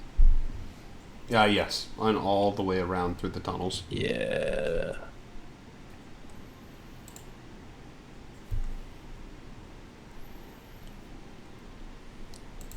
I'm gonna... Was I told that I was moving back? I don't think I would know to move forward yet. I told everybody, so yes. I'm gonna, if that's the case, yeah, I'm gonna go up here and kind of peep around the corner. Okay. Go ahead and make a perception check.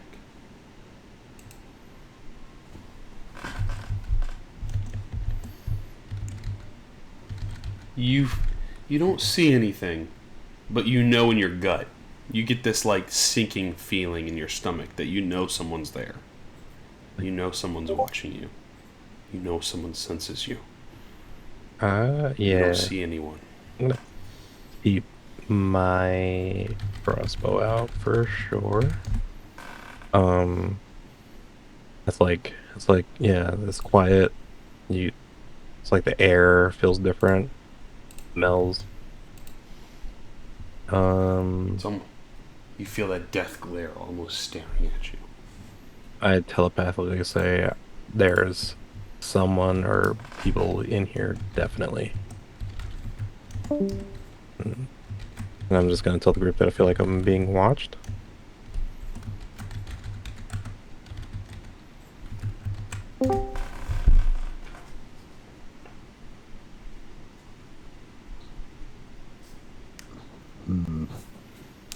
Alright.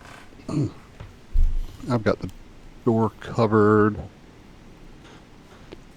Let's see. Me and Edgar can have the door covered. What if we sent Bella upstairs with you?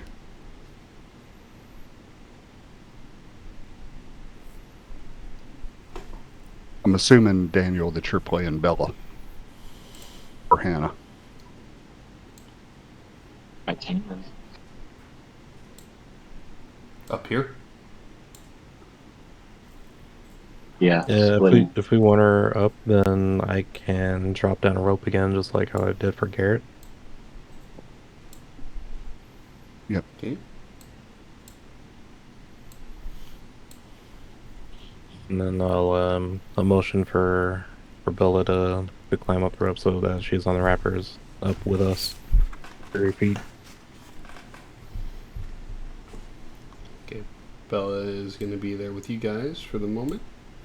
She climbs up.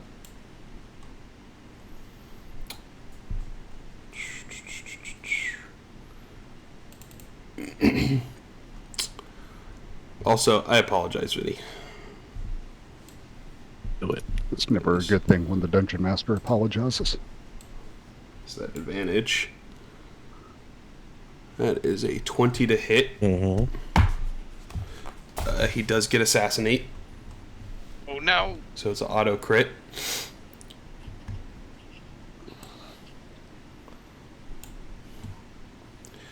As the crossbow bolt hits you, Hang on, I'm gonna hang on. you can re-roll that. I believe. Third.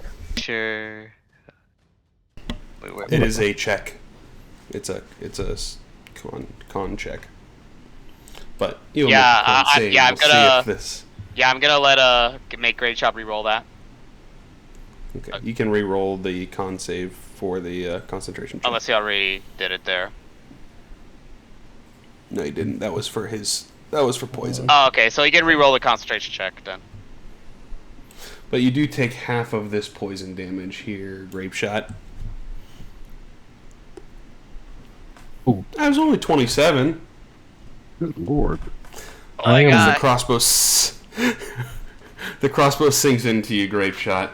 You're gonna hear a joke come from down the hallway as you see some piercing red eyes. He is going to read to you. Why are cemeteries so noisy? Because all the coffin. Don't punch you. And you will make a wisdom saving throw.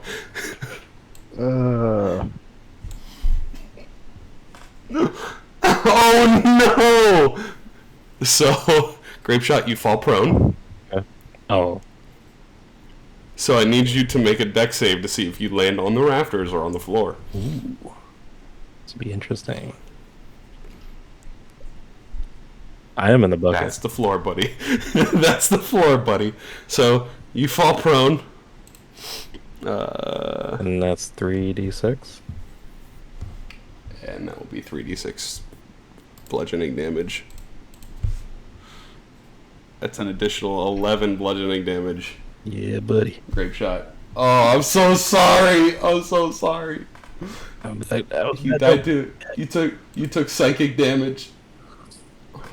Let me get the effects real quick, and then we'll roll for initiative because you got the assassinate round. Yeah. If John didn't like Django, he would absolutely be infuriated with Yosef. Hey, how did you know? How did I know? I suspected of pretty early on with the candle and you said the bad. I think it was a bad joke. Yeah, it's a bad joke. And then like, oh, an assassin was like, oh. I'm like, wait, don't tell me. Vinny, were you there for this one with Yosef? I think he was. No. You were there with Eenie, Meenie, and Miney, and Mo, who was dead in the urn. This is your friend Yosef. Fuck Yosef. So Yosef is wearing a very ornate robe or a cloak. He is wearing a well-made plain ring that is gold, and he is wearing a comedy and tragedy mask on his face. And that is where we're going to kick initiative off. As Garrett, you see a bolt fly out from down the deep, dark hallway. It hits your buddy Grapeshot, and then he just pretty much sinks off of the rafter and hits the ground. I'm like, no, Grape Shot. No. I tried to catch him, but he just falls down. Oh, hold on. No one else rolled initiative yet. Where, but I... Yeah, Edgar and Grapeshot. Oh, yeah, roll initiative. Who else got roll too? I'll roll for Bella. And it. Hey, you're still first anyway. All right, go ahead. He's last, so there you go. You're like, no, I tried to catch Grape Shot, but I'm like, no. So how high are we up compared to where Grape Shot is? 30 feet. He fell 30 feet off the rafters onto the ground. It's almost like it's a perfect strategy for him to make you fall prone up here. Alright, so is the rope there or no? It is, yes. Okay, so I'm actually going to I think the best thing I can do is like slide down the rope. And I'm gonna use my bonus to dash to make sure, because I'm a halfling. Gotta make up for that extra oomph, so I'll get down. And then I'm going to then I'm gonna do a healing touch on Grape Shot. Perfect.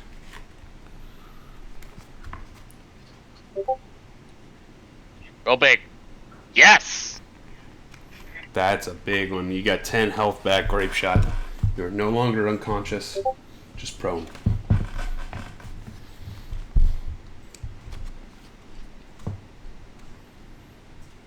Alright, so that was my some movement there. I guess I could still move a little more if I want to. So I assume this is like a wall here. What are you talking about? So Where? This is like a wall, right here. The cross hatching is the wall, yeah. Okay. And so I get the sense that it's that direction was where the bolt came from. That shot, Yep. Grape Shot. Okay. So I'm going to well, I guess I'm just gonna move here. I can't really use my bonus to hide, since I already kind of used my bonus to ensure that I got to Grape Shot. But I'm just gonna try to like move over here, try to like stay out of sight as much as I can, and Okay. and end my turn. Are you gonna hold your action? I'd use my action. That's the healing touch. Oh, gotcha. Perfect. Alright. Someone else is gonna join the fray. From the room where the door was open. How much can this thing move? You'll see, Cordell, from the creaked open door. Oh, I can't. Hold on, I gotta unmask it to grab it. From the slightly open door, Cordell, you will see what looks to be a very shiny, ornate dagger that resembles the one that Private Jacobson was wielding. It looks like identical. Comes hopping out of the room. It is going to dash. 5, 10, 15. So it is coming towards you there, Cordell.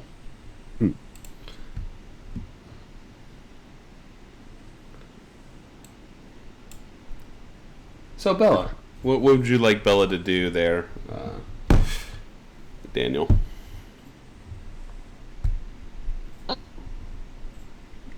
probably do what Bella does. Run up and try to hit him.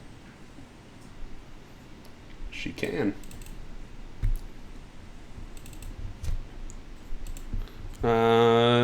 Two fist attacks or the short sword? Two fist. Two fist, okay.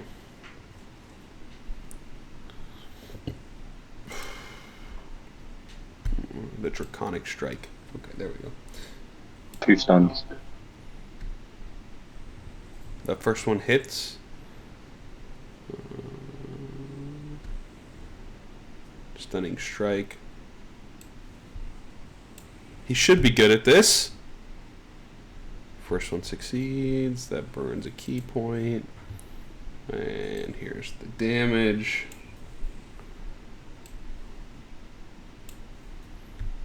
The second one misses, unfortunately. Anything for bonus action there, Danny? Just a regular strike fist. Regular punch. Regular punch. Natural 20. Yep. Nice.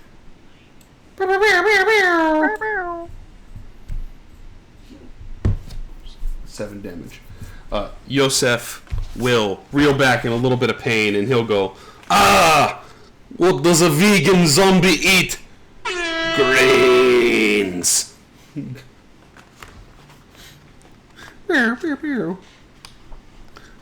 Is that going to be her turn there? Tough audience tonight.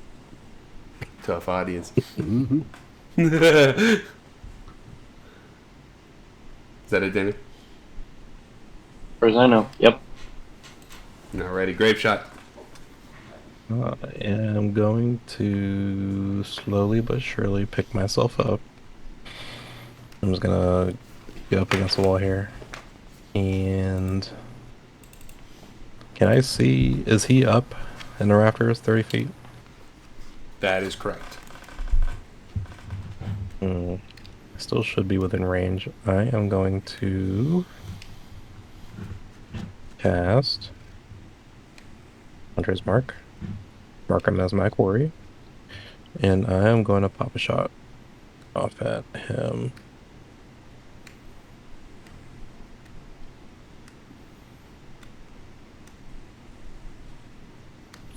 That hits. Might not Also, be grape as shot, much. you also have your archery feat, don't you? You have archery battle skill that you can equip. The fighting style.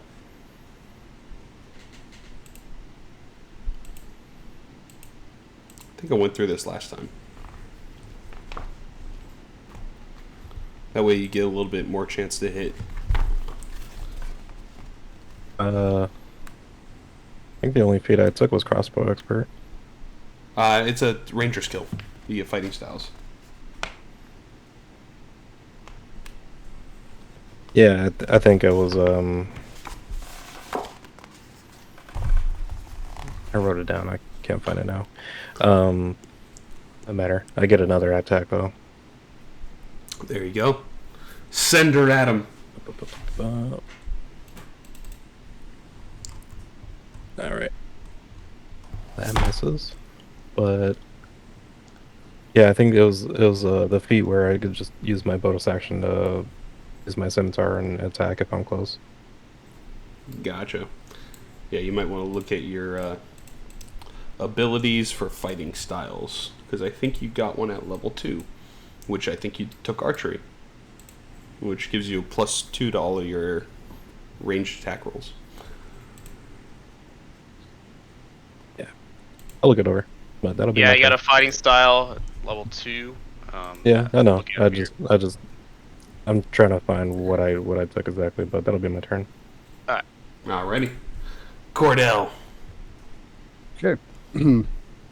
Let's see. Alright.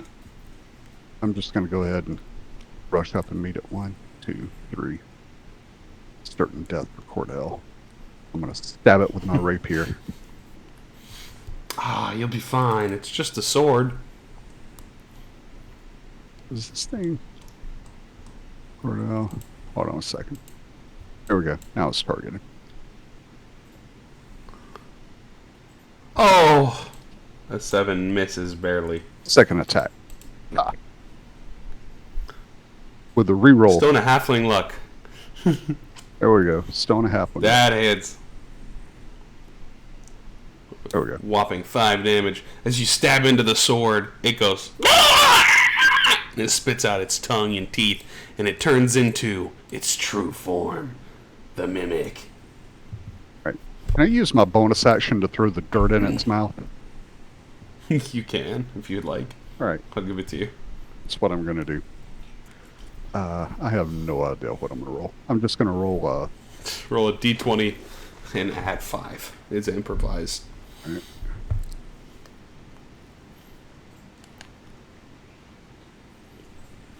Oh. Pocket sand. You throw it at it, and it just kind of eats it. There we go. Well. That does hit. Go ahead and roll a d4. There we go. 4 damage from pocket sand. It had a little rock in there. Throw it in there. He just like. Alright. That's my turn. All right, Edgar.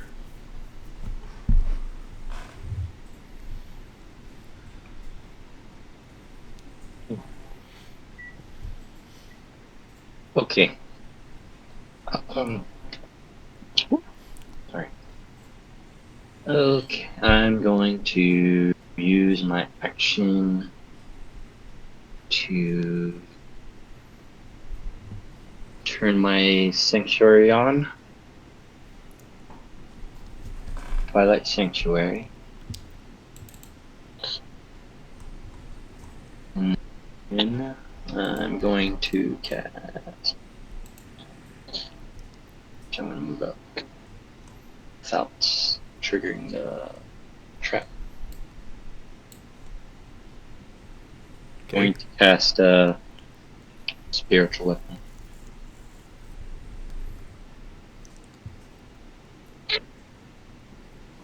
Right behind Mr. Mimic.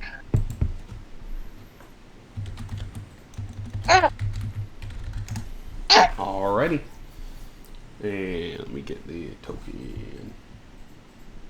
But you can go ahead and make the attack.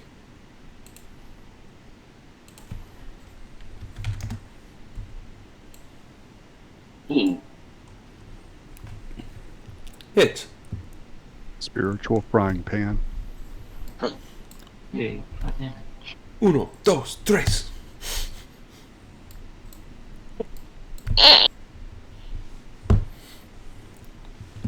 The mimic reels back a little bit of pain.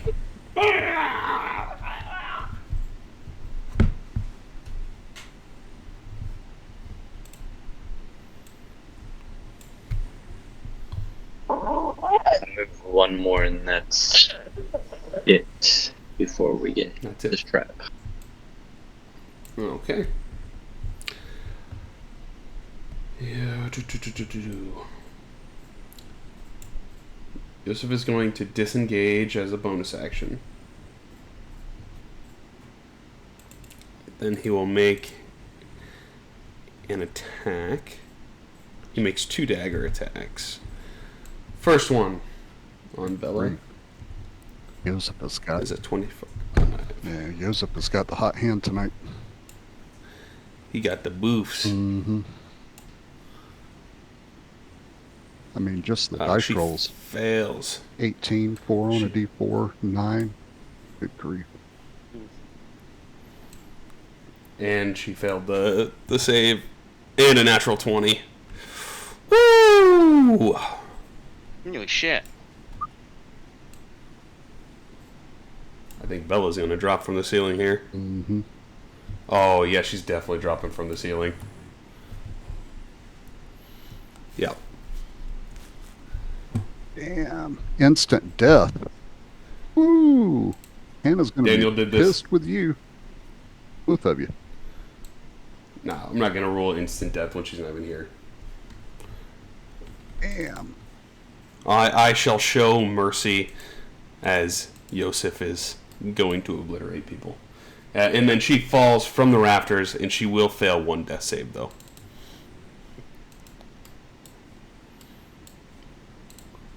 Since she manages to catch Actually, as a monk, she's able to like lie down a little more gracefully and avoid the 2 death save hit probably. it's not a crit when you take fall damage. That's why. Actually, he doesn't even need to disengage now. He'll move 5, 10, 15, 20, 25, 30. He'll take the bonus action to dash 5, 10, 15, 20, 25, 30. And he sees... I don't think he'd see you all. He'll jump to the other side, actually. Instead of the other side.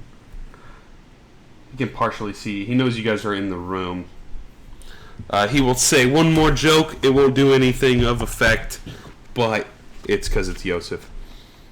What has 2 butts and kills people? An assin'.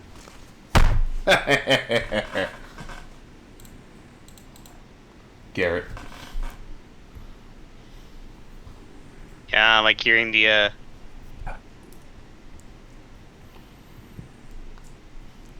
joke there, and I'm like gotta like that. Alright, so I'm going to do 5, 10, 15. Yeah, I'm going to use my action to do a spare to dying on Bella. Okay. Okay. No more failed death saves.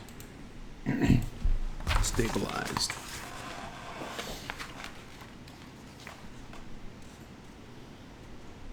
Alright. So...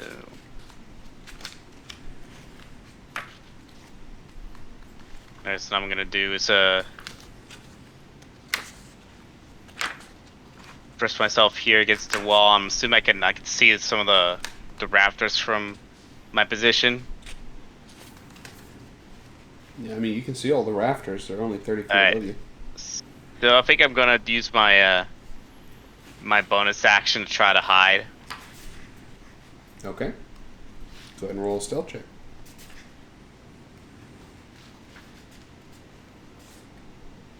Time to re-roll that shit.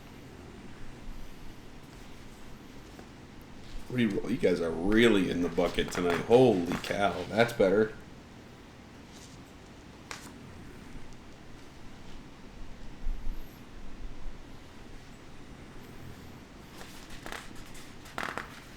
Alright. You feel sufficiently hidden. Hey, that's gonna end my turn.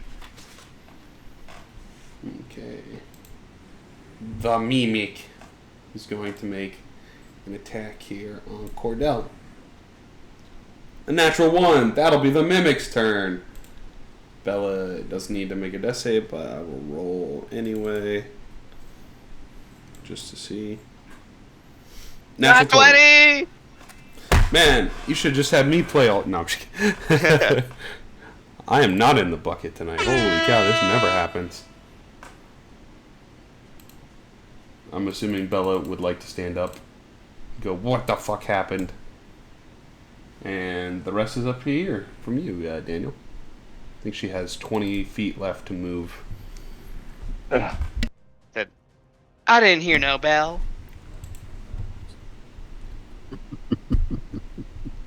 Can't get to the raptors, so I think she'll start moving towards the main area. Okay.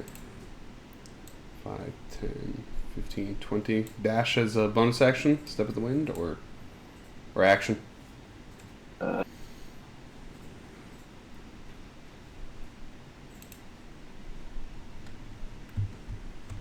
Yeah, we'll use an action to dash.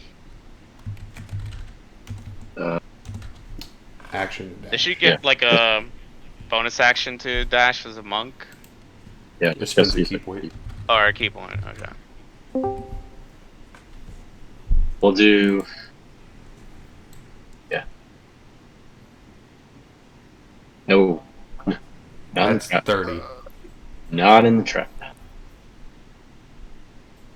Yeah, that's 30 right there. Okay. Yeah, we'll just have her keep an eye on him. Okay. I'll do it. That her turn? Yep. Alrighty. Grape shot. I don't know why I don't have. Where's Mark? Okay. Oh. Now that bell's up and changes my plan, so I'm just gonna F over 5, 10, 15, 20, 25, 30. What's this spell that Edgar's doing? Twilight Sanctuary is his. It's his channel, yeah. Hmm. It's not a effect. Is she in the bubble? She is. I'll give it to you. It's just a large aura of light that helps us. Okay. I can't see Yosef, so I think 5, 10, 15, 20, 25, 30, 35, 40, 45, 50. I think it's out of range.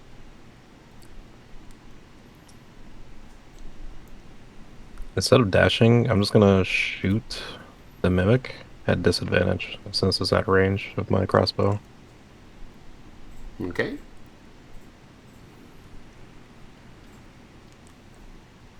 Dropping that 20. Ew, but it still hits. Let me take off the hunter's mark because he is not my mark. 4.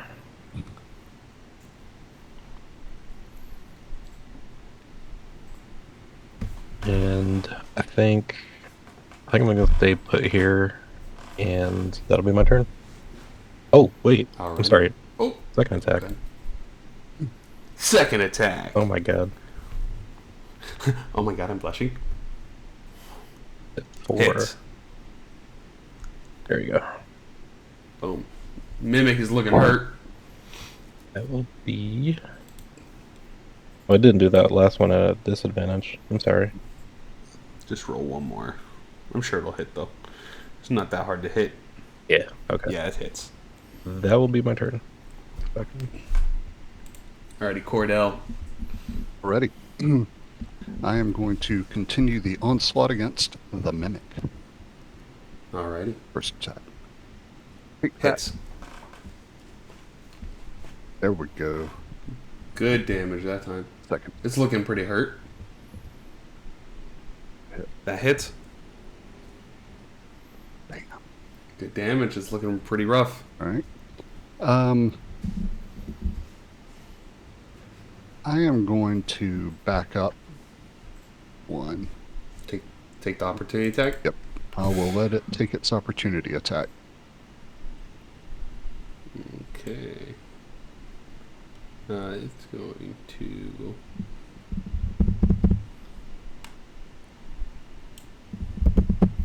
Pseudopod. 17 hits. Yes, it does. So you suffer 11 bludgeoning damage as it spits out this black ichor and it nails you. You are most definitely not in the bucket today. No, I am not. All right. Okay.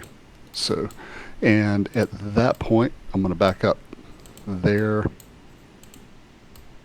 Yeah, 15 feet, and I'm going to switch to my longbow. And that'll be my turn. Alrighty. Sounds good. Edgar.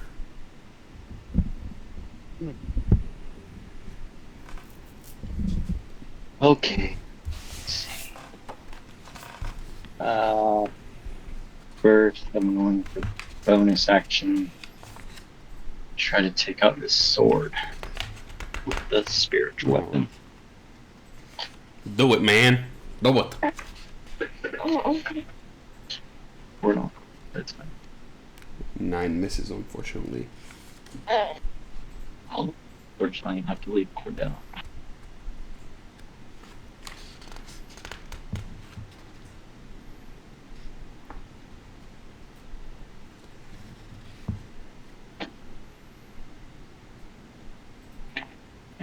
Oh, shit. Okay. Any spikes above me? No. And then.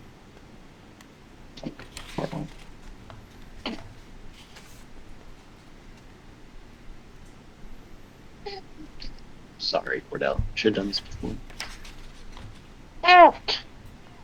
Okay, I'm going to cast. Actually, I'm going to drop concentration on the dagger.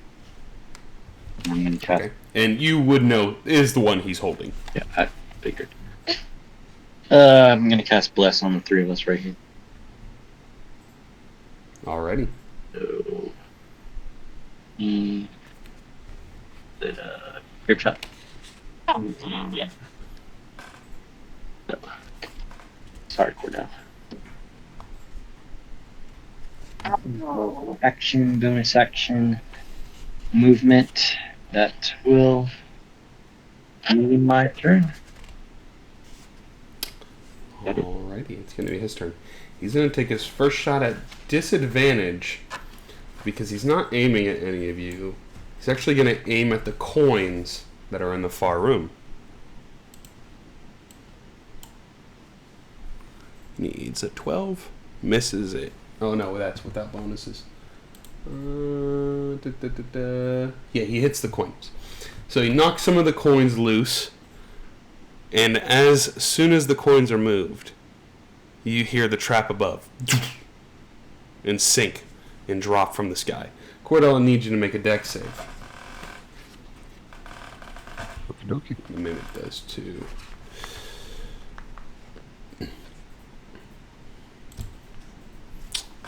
You succeed, so you will take half damage. The mimic failed.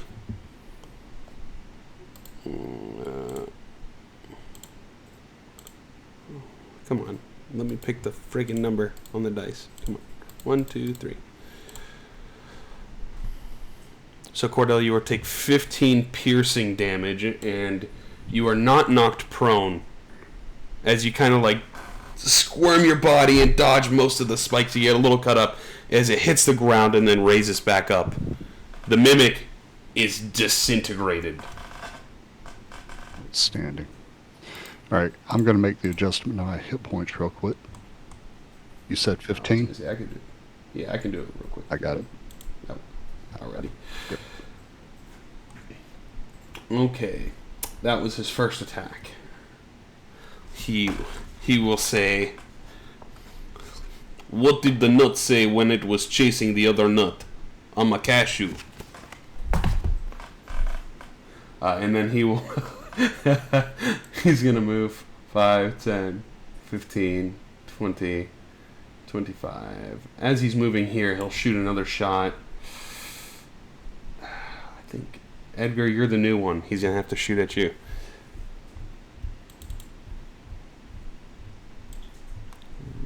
With this crossbow. It's a 19 on the die. That's insane.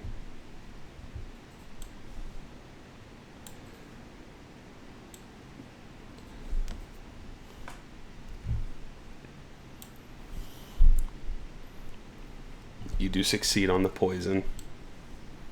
So you'll take half of this. Oh gosh, that's so much. You're still concentrating on Bless.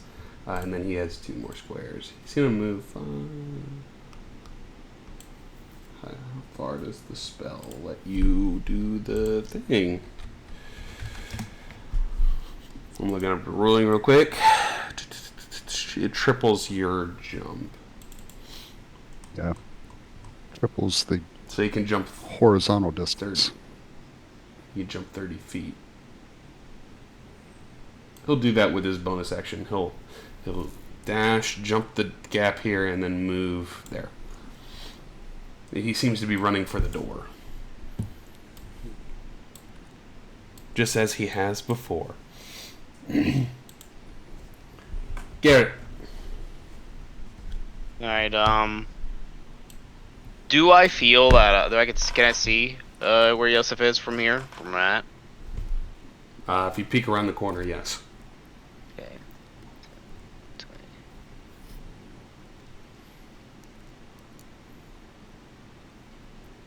And he does not know where you are currently. Yeah. Yeah, this was definitely the session John needed to be in. For sure. So do I feel that where I see him, will like a short bow be able to reach him, or is it blocked by the rafters or something?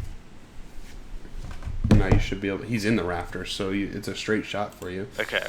It's just the distance, which I think the short bow is 80 actually. 80. Yeah. So if you move down a little bit and over, you'll be able to hit him without the So I'll take that peek, like, and that way be able to get that clear shot, and I do believe I do get advantage because I was hidden.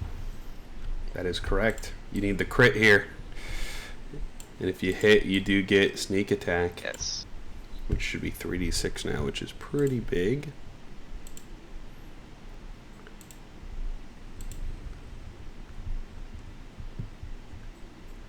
I can re-roll the one to That's an see 8. see if it's a crit. Yeah. Just see if it's a crit. It does hit. The 19's a better roll, but Doesn't still hits. I do get sneak attack still. It's very good. That you do.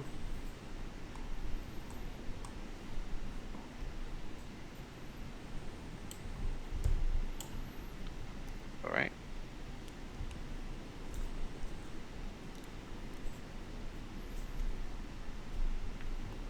That's a lot of ones. Mm. He's looking a little hurt. And now I'm like, you know, I'm like, gotta move a bit, and I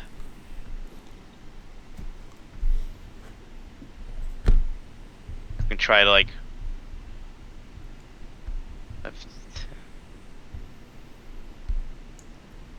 Alright, now I'm gonna use my bonus to hide. Okay.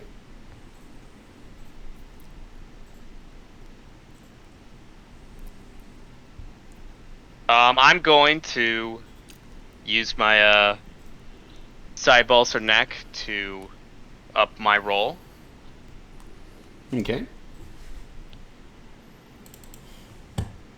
So now it's an 18. Do I feel like I'm sufficiently hidden? I mean, as much as you think. I just want to know, because if I feel like I succeeded, then I don't expend the dice. You feel hidden. Alright, I'll expend it. Why not? Alright.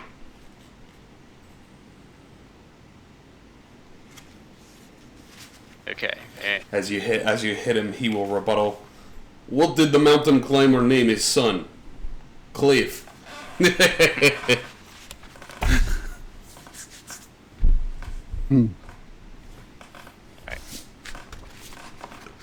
Alright, so as I'm trying to hide here, I end my turn. Alrighty. Bella. How secure does the rafts look? The what? Raft. The rafters?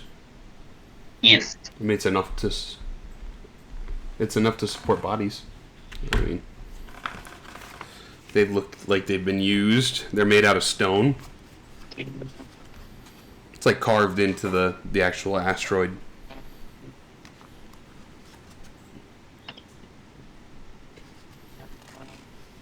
Okay.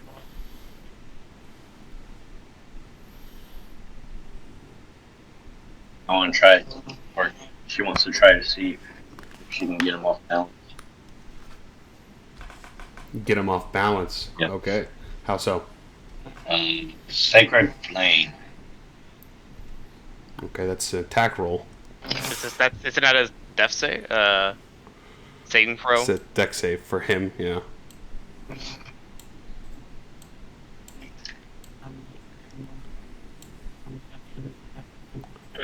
So she can cast Sacred Flame if she wants. It may or may not throw him off balance, though.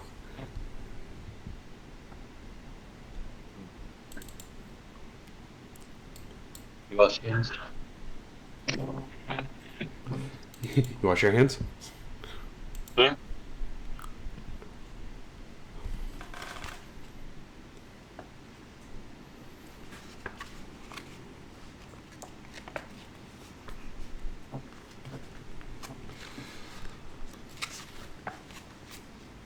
He's going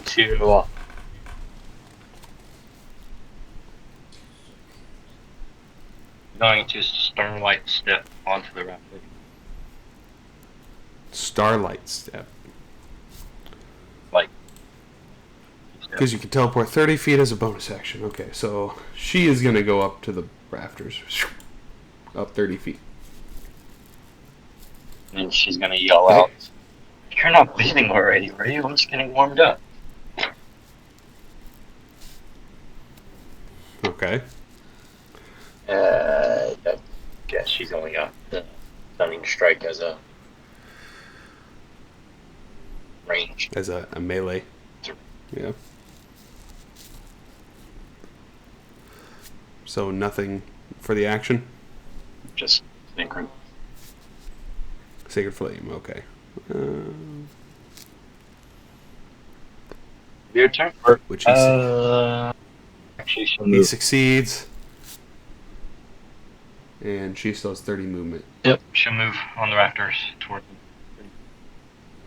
She's going to jump the gap. There is a gap between the walls.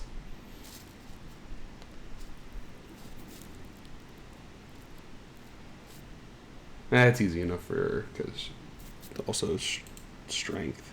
What is it, 8?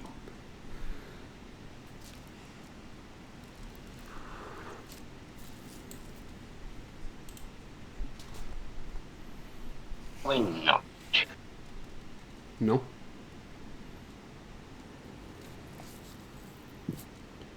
She'll move.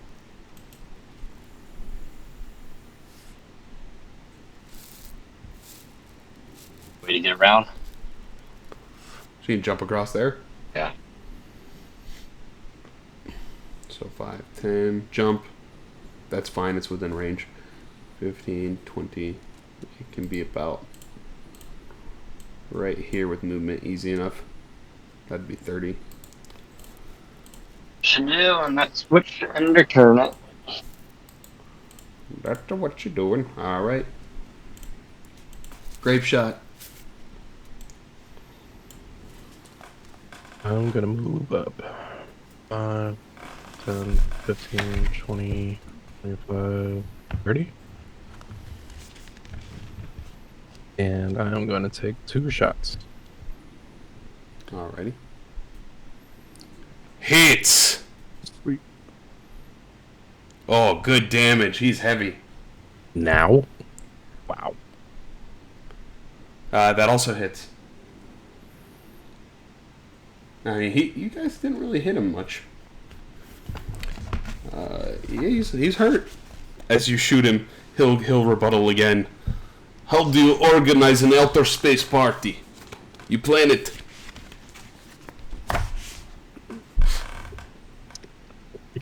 I like how everybody's just deadpan, just like... Deadpan silence. That'll be my turn. Alright, Edgar. Or Cordell. Alright. I'm going to begin my turn by saying, you know, Joseph, it's obvious your mother knows this. She said, she only liked you as a friend. What are you talking about? Alright.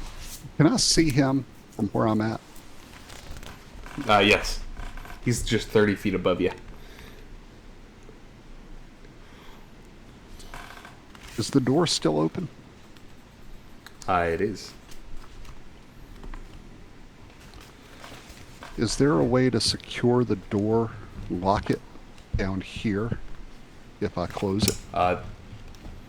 This door doesn't look like it locked because that was part of how the trap worked. But you can close the door on him and block it off as body man.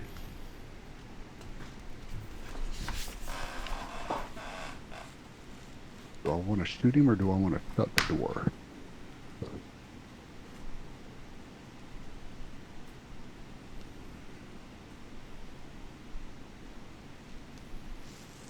Yeah, I'm gonna move over here and I'm gonna shut the door.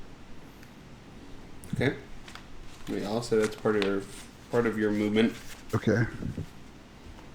Okay, if that's still part of my movement, I've still got attacks. That you do. Alright. I'm gonna do that and then I'm gonna take 2 shots with my longbow. As a matter of fact, I'm gonna do a cold shot on the first one. Okay. Series biscuits. Son of a bitch. Misses. Second attack. Hit. Hits. Boom. Good damage. Alright. Yeah, that'll be my turn. Edgar.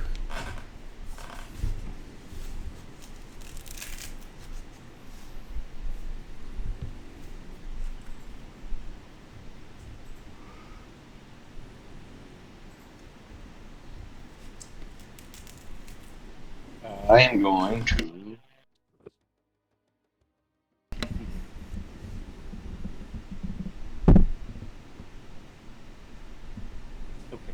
I'm going to cast Toll Dead.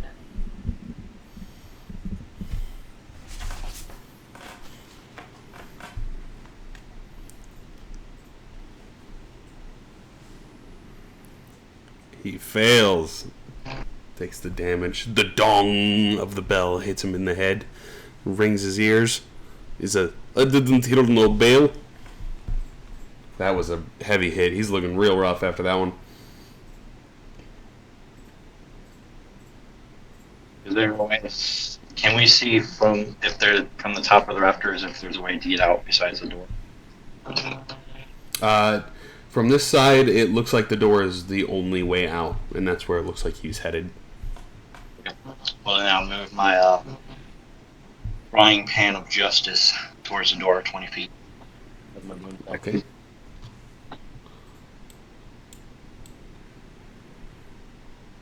Okay.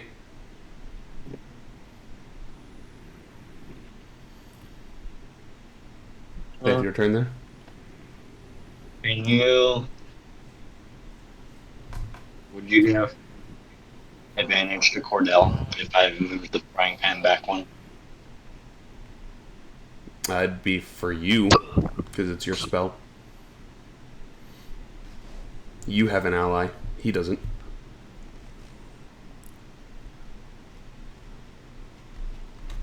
How would it work with out of range? Would I still be able to attack, or is it What do you mean? if it left the range of the paint? It's just my immediate area for I'm still... opportunity. Oh, if... No, the opportunity is only for you. Okay. You... That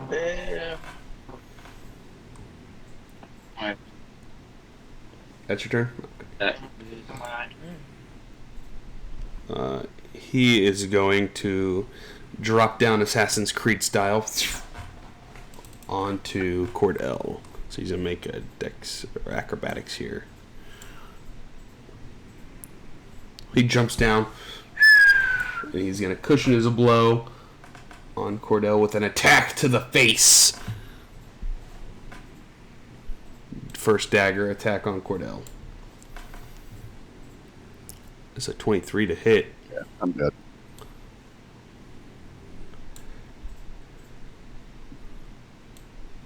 Con save. Success. You'll take half the poison. What dead I am now. Oh, you're still up. What? He'll swing one more time.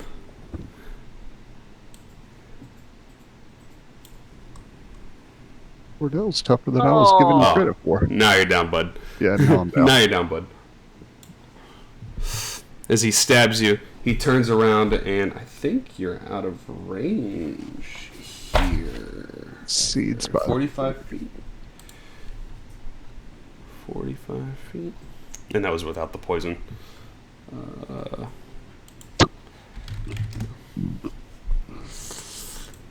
What's the range here? Oh, it's only 30. Doesn't get you. That was 5, 10, 15, 20, 25, 30. He'll push the door open with his bonus action and move through. That will be his turn. He'll say, as he stabs Cordell, he'll say, I would avoid the sushi if I were you. It's a little fishy. Ooh. That was his best one Garrett.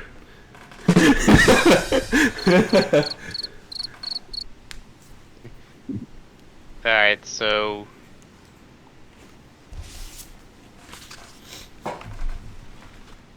Alright, so I'm pretty much more or less out of his sight here. Gonna... Hey, you're the one that hit all the way over there. Yeah, so I'm gonna move a little far. Do I see him from here? From where now I'm peeking? Draw the line. The line's there. Yes, barely. Okay. Absolutely barely, but you are in your disadvantage range. Yeah, so I'm just gonna move forward here. Still got movement. So I'm able to get a You're shot. just in the range. I do get advantage in this roll. Yes, you do. All right. This could do it, depending on how high you roll. All right.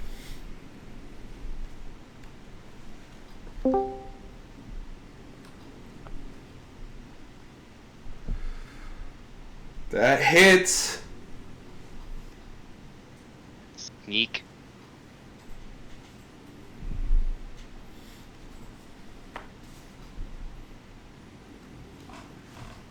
That is sneak attack. Oh, he's so hurt. He's so hurt. This is a repeat of the very first time. That was same thing. Great. I think Bella or Grape Shot can get him. Yes. Is it Bella's turn? Yeah, in a no. bit. So, After Gary here. Sorry, I thought he was. No, you're good. Let's see. Let's get this.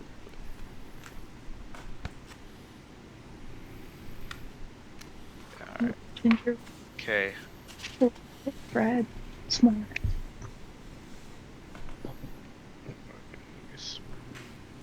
So if I can do, I can just start pursuing. Start pursuing. And bonus action, keep moving forward. 5, 10, 15, 20, 5. Alright, so that's my bonus. Did my attack. That'll be my turn. Alrighty. Bella, it is your turn. Okay. Where's that going? Alright. 20, 25, 30, 40. So I can go 40, right? Yeah. Yes. But if you're jumping out of the rafters and through the door, you have to make an acrobatics check. Because you were in the rafters. Am I? You were, yeah. Okay, so acrobatic. Yep. Mm-hmm. Yeah, I see Bella. You do have slow fall too, though. So Yeah, I see Bella Yeah. quickly moving. I'm like, get him, Bella. so go ahead and you can reduce it. Your slow fall. 11 bludgeoning damage, and you reduce it automatically by 25, so you take 0 bludgeoning damage as a monk. And I still move the full 40? Yep. Okay.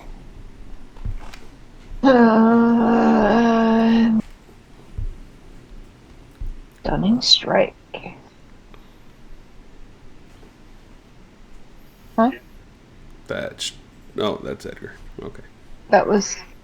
I did not mean to do that. Hold on. So, there we go. That hits. Oh, why? You have to hit first for stunning strike. Oh, so I do attack? Yeah, and if you hit, you can use stunning strike. Which one, Dana? Where? What? Oh shit, he's just gonna die here. I'm honestly surprised I that don't see it. I guess Bella was knocked out from the fight to use it. Attack. Okay. Daniel, I'm surprised you didn't just put under weapons, unarmed. That hits. Okay, so now I do the damage? Now you do damage. You can do stunning strike, but I'm going to tell you right now, the stunning strike's not going to matter. Because, how do you want to do this? Oh. He had 2 HP. Oh, well then, there's damage from that. Boom! At least you didn't do negative damage. True. I come barreling out of the rafters, swinging down, and I just, like, as I'm coming down, I knee him in the face and smash his face in. You hit his face, you see his comedy and tragedy mask fly off of his head, and as he's laying on the ground, dying, he's gonna let out one final joke. How do you make holy water? You boil the hell out of it. Ugh. That's terrible. And he will die. And he will die. You all are out of combat. We didn't have to chase him around a fucking lake for 4 hours.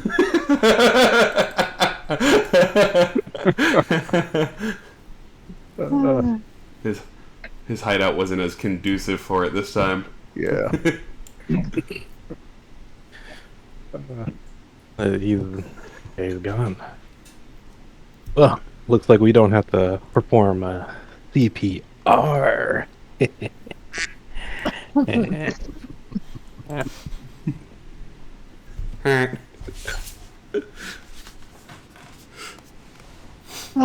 Also, you can blame Christina for all of these terrible jokes because she got me a dad jokes, exceptionally bad dad jokes book that I wanted to use for this guy because I knew he was back. Yeah. Nice.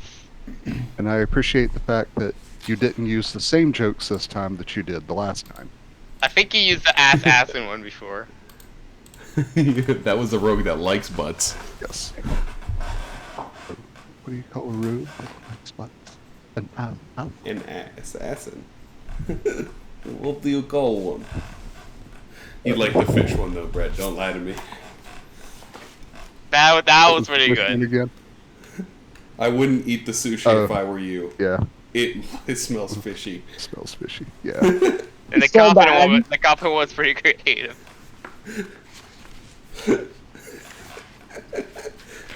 Oh, these are so bad.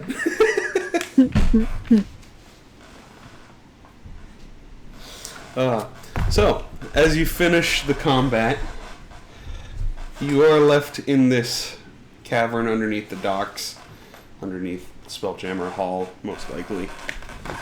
And you have your dead assassin friend, Yosef. He did have some goodies on him that look. They didn't even get bloody even after all the damage that he sustained. Notably his mask, his ring, and his cloak.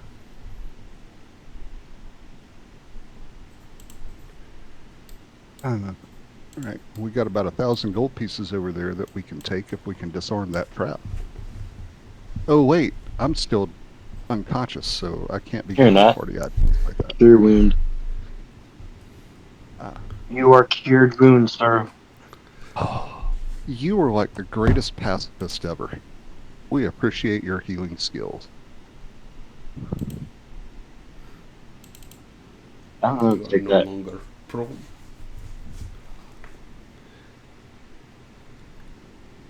I don't know how to take that.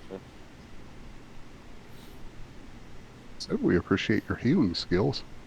Mm-hmm.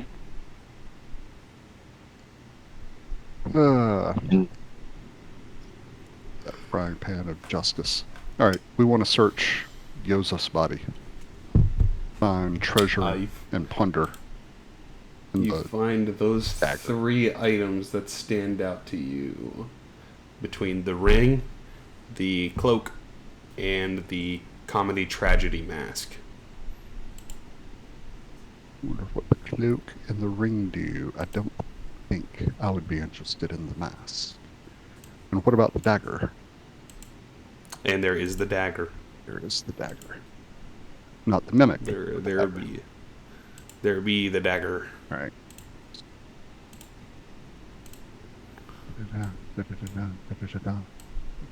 Alright.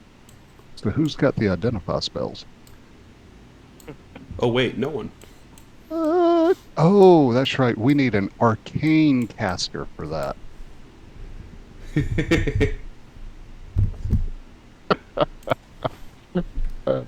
Well, we're seasoned adventurers. We don't need no stinking arcane caster.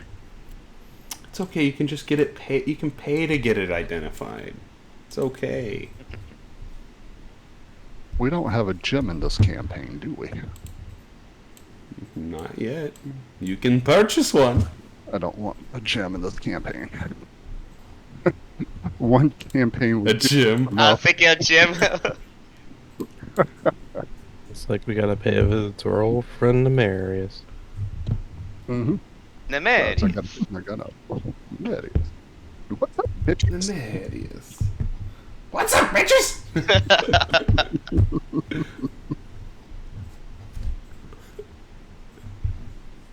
All right. Who So, wants the items? well, the ring and the cloak hold interest for me, but I don't know what they do, so I don't want to lay claims to them. I'm like, guess we can divide the stuff for now.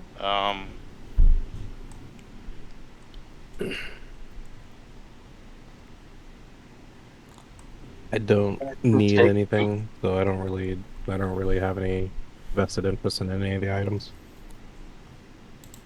How big You is guys- the cloak? It is a normal cloak. So bigger than you. I mean, he was a human, so.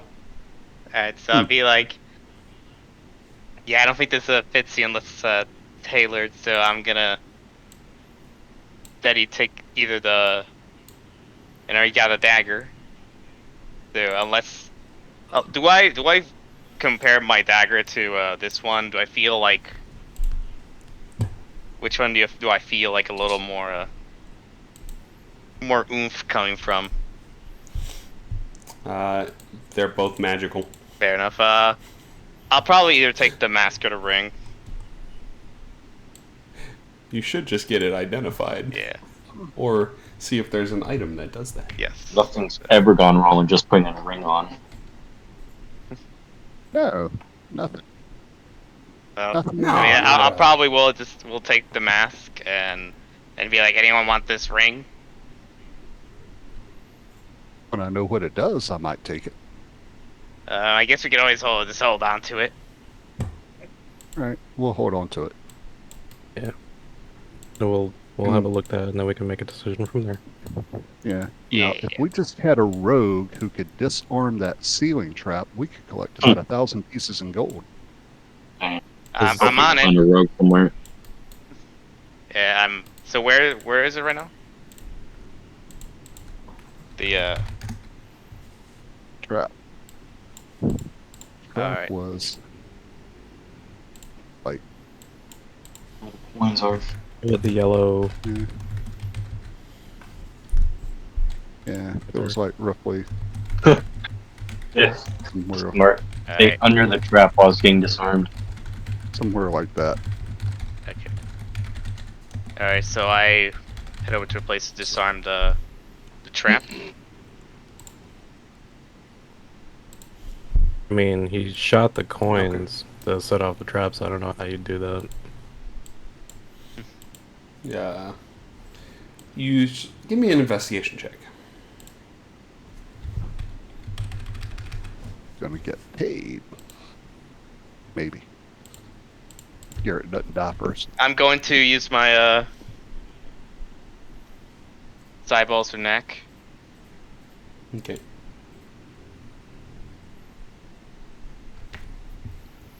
$18. Okay. So, looking at it, it seems like the whole room is seated on one big pressure plate. And as soon as one of the coins is lifted or extra weight is added to it, there has to be some sort of way to balance that out. So, you figure that if you can sever the edge of the pressure plate in whatever form, you might be able to disarm the trap. How big do I see this pressure plate or plates? You assume it'd be the whole room. Hmm. Well, they even set that up. It's kind of Alright, impressive. so I'm like, yeah. I am smart. So I'm going. So I'm gonna. What I'm gonna do is I'm gonna take my bags of sand and throw them onto the pressure plates while I'm, not there. What? Is everyone still in the room? Wait. So. Oh, Okay, hang on. So the spikes are like surrounding everything, like the whole place, or This open room, everywhere in the open room, okay. not the hallway. Guess that means I'll need to step outside the door. Yeah, I'm gonna start walking out. Dog.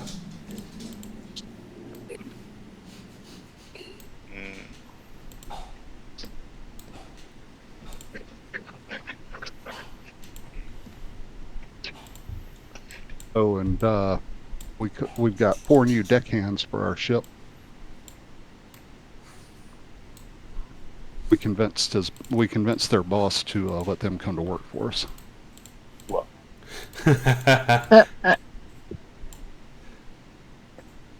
you're very nice about it too. Okay, I think I have an idea. So, here. So, would I be able to like step out of the room with the door's wide open? And can I see like that area from here where the pressure plate is? The whole room is the pressure plate. You assume that you can disarm it from the edge of the pressure plate. Okay. The whole room where all the gold is, that is. Hmm.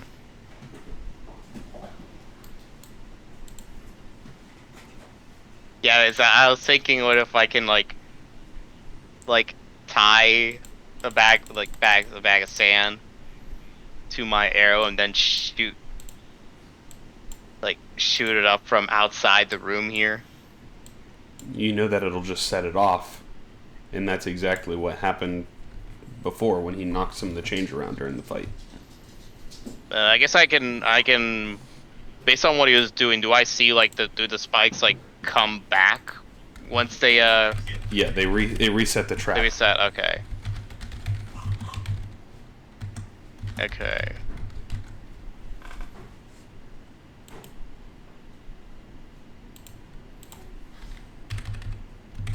I guess the other option is to calmly and carefully maybe explore the rafters and see if there's a way to turn off the spikes from there. Is there a way to put something of equal weight on around near the coins before removing them?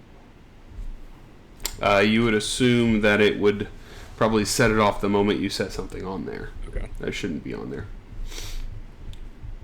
But yeah, you can certainly take a look around the room if you want, Garrett, and see if you can find some form of way to shut it off. Yeah, there might be a switch or a lever. Yeah, so I'm gonna calmly search the rafters. Okay, search the rafters. Give me an investigation check.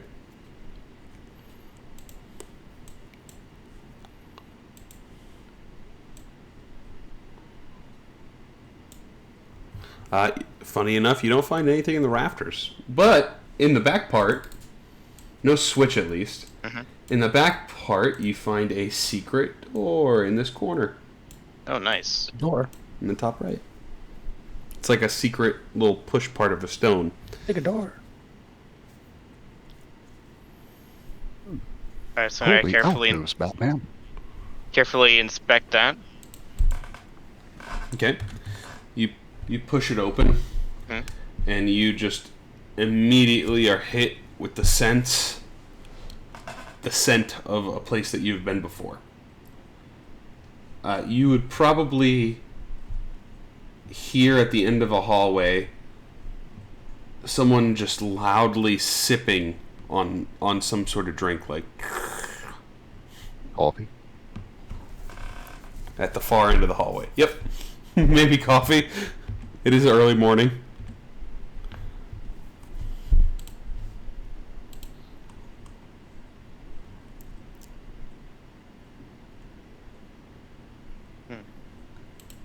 And I'm hearing this sound like, whoa.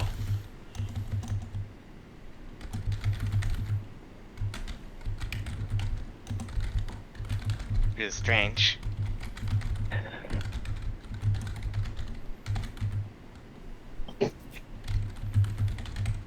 See if there's a false wall on the other side.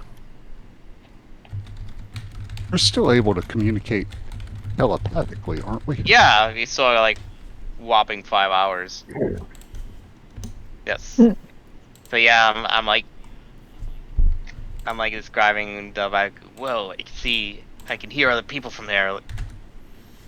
Go up there with them. I'm gonna look around the wall to see if there is like a false wall, or if it's like thin or hollow, if it can be moved. You push through the door, and it leads into a hallway that seems to go further north, which you would know is closer towards Spelljammer Hall. I kind of want to continue on to see like where exactly it leads out into. Yeah. This person might, Yosef might have some accomplices, possibly, or, maybe not. Yep. Well, I like your thinking. Hadn't thought about the accomplices aspect, but I certainly was thinking that there was a secret entrance to Spelljammer Hall from down here.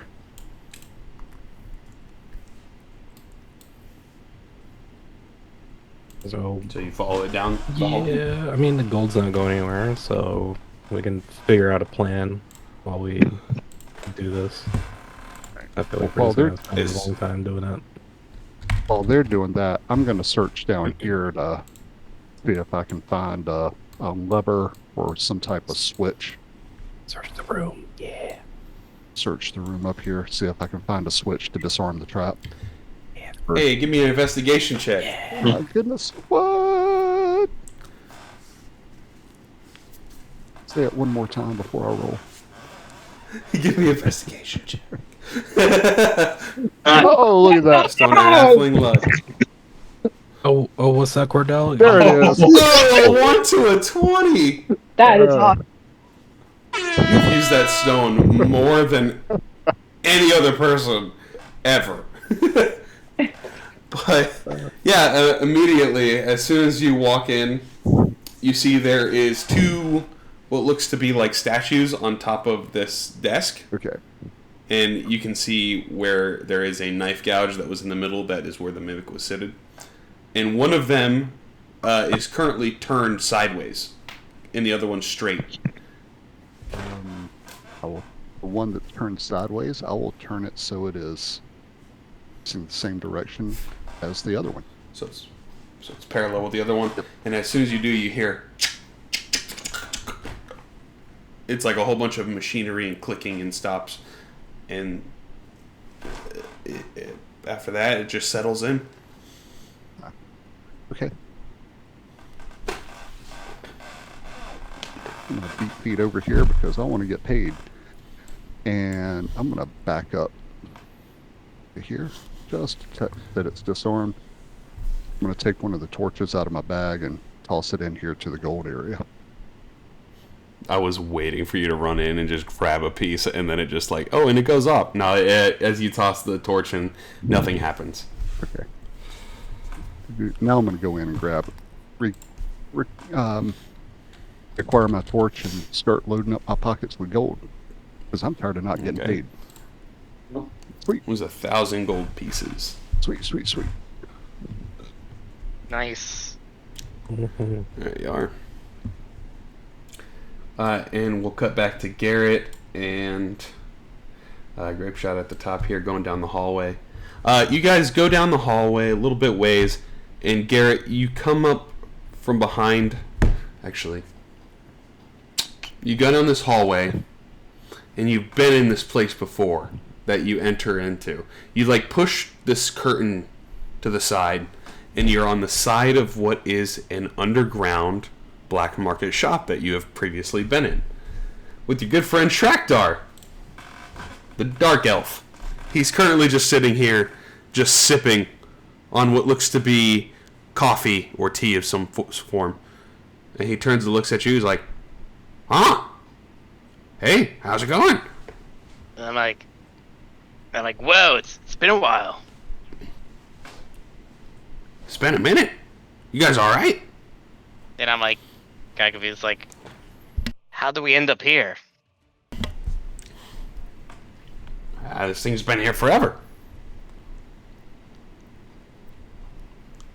And I'm like, wait, so your shop is connected to down below?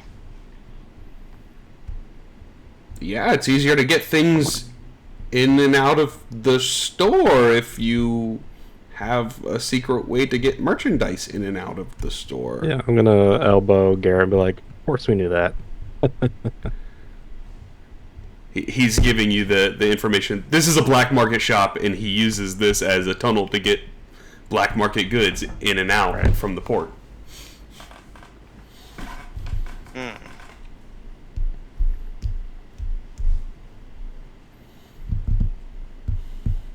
I'm gonna be like, by the way, have you seen Yosef around?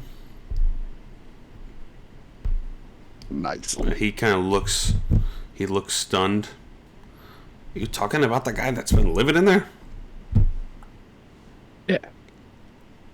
Weird guy. No, I haven't seen him. Have you had any dealings with him? Oh yeah, I sold him a ring a while ago. I sold him a little bit of sauce to put on his stuff. What kind of ring did you sell him? Something to help him jump better. Okay. I might be interested. I'm not really, but I'll be like, yeah, I'll be interested in about that ring. Okay. Cool. Well, we were just, getting old Garrett buddy here's, bearings, since he's, one of his. One of his, huh? Yeah. What am I? I'm gonna elbow Garrett. Y'all treating people to surprises lately? Oh yeah. Look at you. I mean, I treated to surprise. I just got into your store today. That was quite the surprise. Also, don't tell anybody about this. Oh, no. It can be our own little secret. Yeah. How Sure thing. about a secret discount? How about that? Now you're dealing. Stealing is the dealing.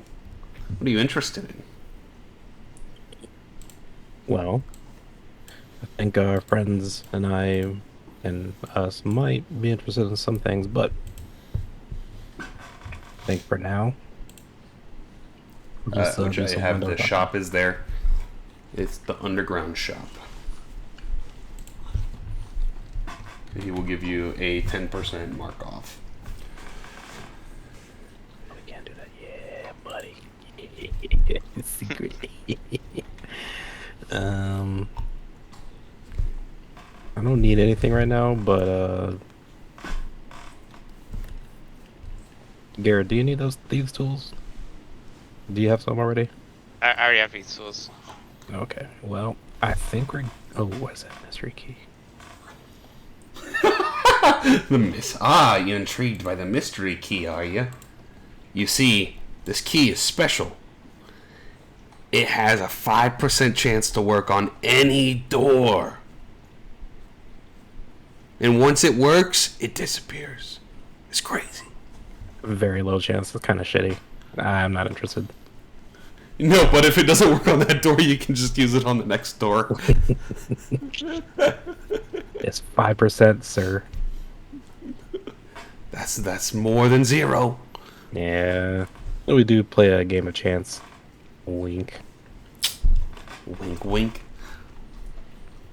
Indeed it be. Yeah, one of my favorite games. We we like to roll dice and role play and stuff, but that's another time. That sounds like some nerdy shit right there. Yeah, it's kind of nerdy. I shouldn't divulge that. I shouldn't tell people that in real life. I'm sorry. Stick to surprises. It's better that way. Yeah, you're right. Well, I think if we're not getting anything, I think for now we're gonna head back. So thank you. Sorry for dropping in. Also, if you see that Yosef guy, he owes me like 1,000 gold pieces. Let him know. Wow. How do you steal that? Did he steal that from you? I gave him something on layaway. He promised to pay it back. He's a douche. You know, it happens. Okay. Gonna point at him, like give him finger guns, and be like, okay, well, I will let him know. And be like, I'll grab Garrett and be like, alright, let's head back, buddy. Obviously, we have that thing, right? Yeah, and I'm like, see you later. Later, little man. And I head back down to that path we found. I want Garrett and Grapeshot to make a perception check real quick, too.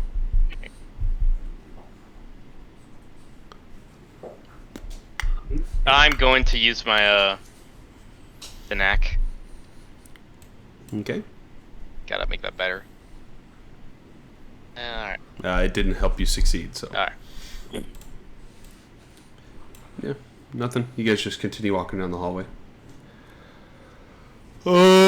Reconvene with your group here that has all of the monies. And one other thing to note, as you guys are all kind of like looking around there and Yosef's still on the ground, you see a necklace that Yosef is wearing that has a very interesting kind of symbol that I don't think anyone here would have seen before.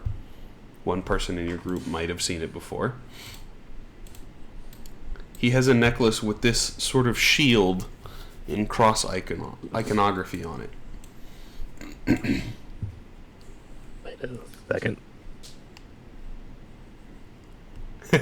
Vinny's got the gears turning.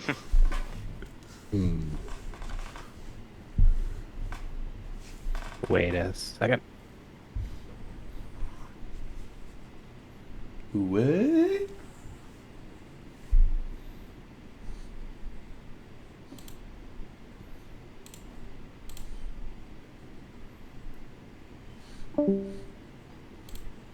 Oh, someone dropped. Mm-hmm. Oh, it was Iod, probably. Yeah, it was I. Just looking at the participants list. So, what would you guys like to do?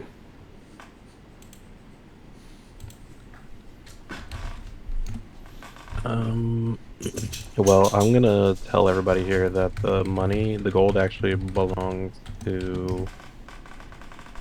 What was his name? Dragdar.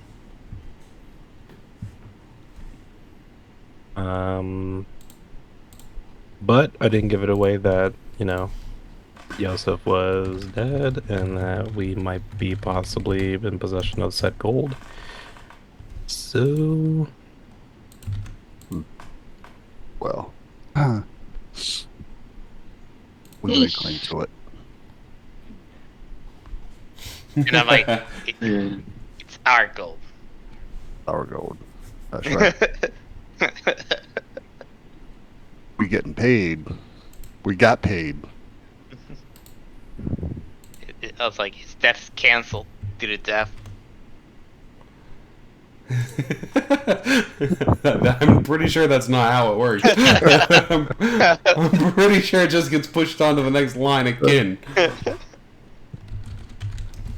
Yeah. Okay. I would have approached Eni through Mo, told them that their boss said they can join them.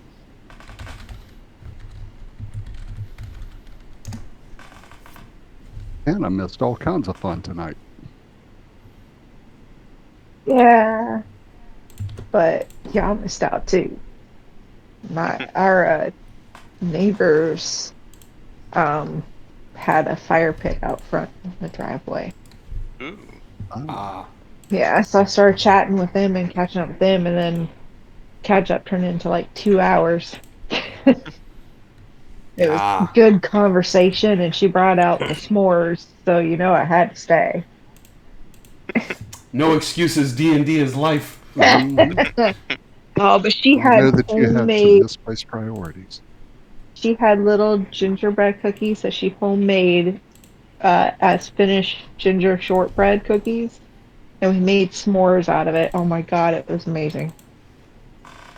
Honestly, I didn't realize I was out there that long. Sorry, guys. It just, when you get caught up in really good convo and we haven't talked in forever. So. All right. We understand. You left us for another Friday night group. Our hearts are broken.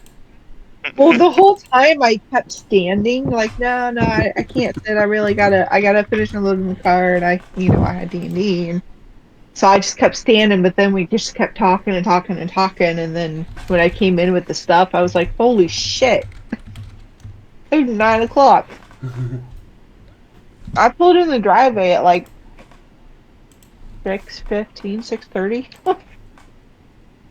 I was out there for almost 2.5 hours. Oh no! What? Wow. Damn, Lewis, are you watching the lightning tonight? Okay, so Edgar cast Animate Dead on Yosef. He's got a zombie. And you have Eeny, Meeny, Miny, and Mo, the 4 kobolds. Yep. They are currently just still bickering in the big room.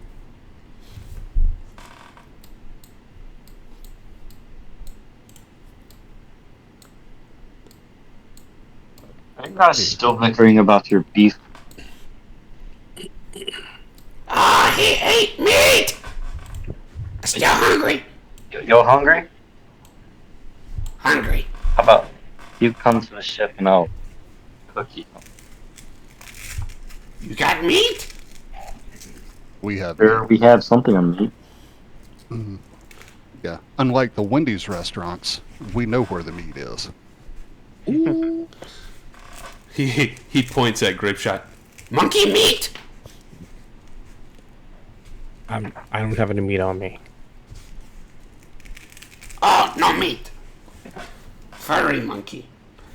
They look at each other. They got meat. We go. We go eat meat. That guy will They're like, yeah. Powder monkey. He points at you. Vampire man make meat.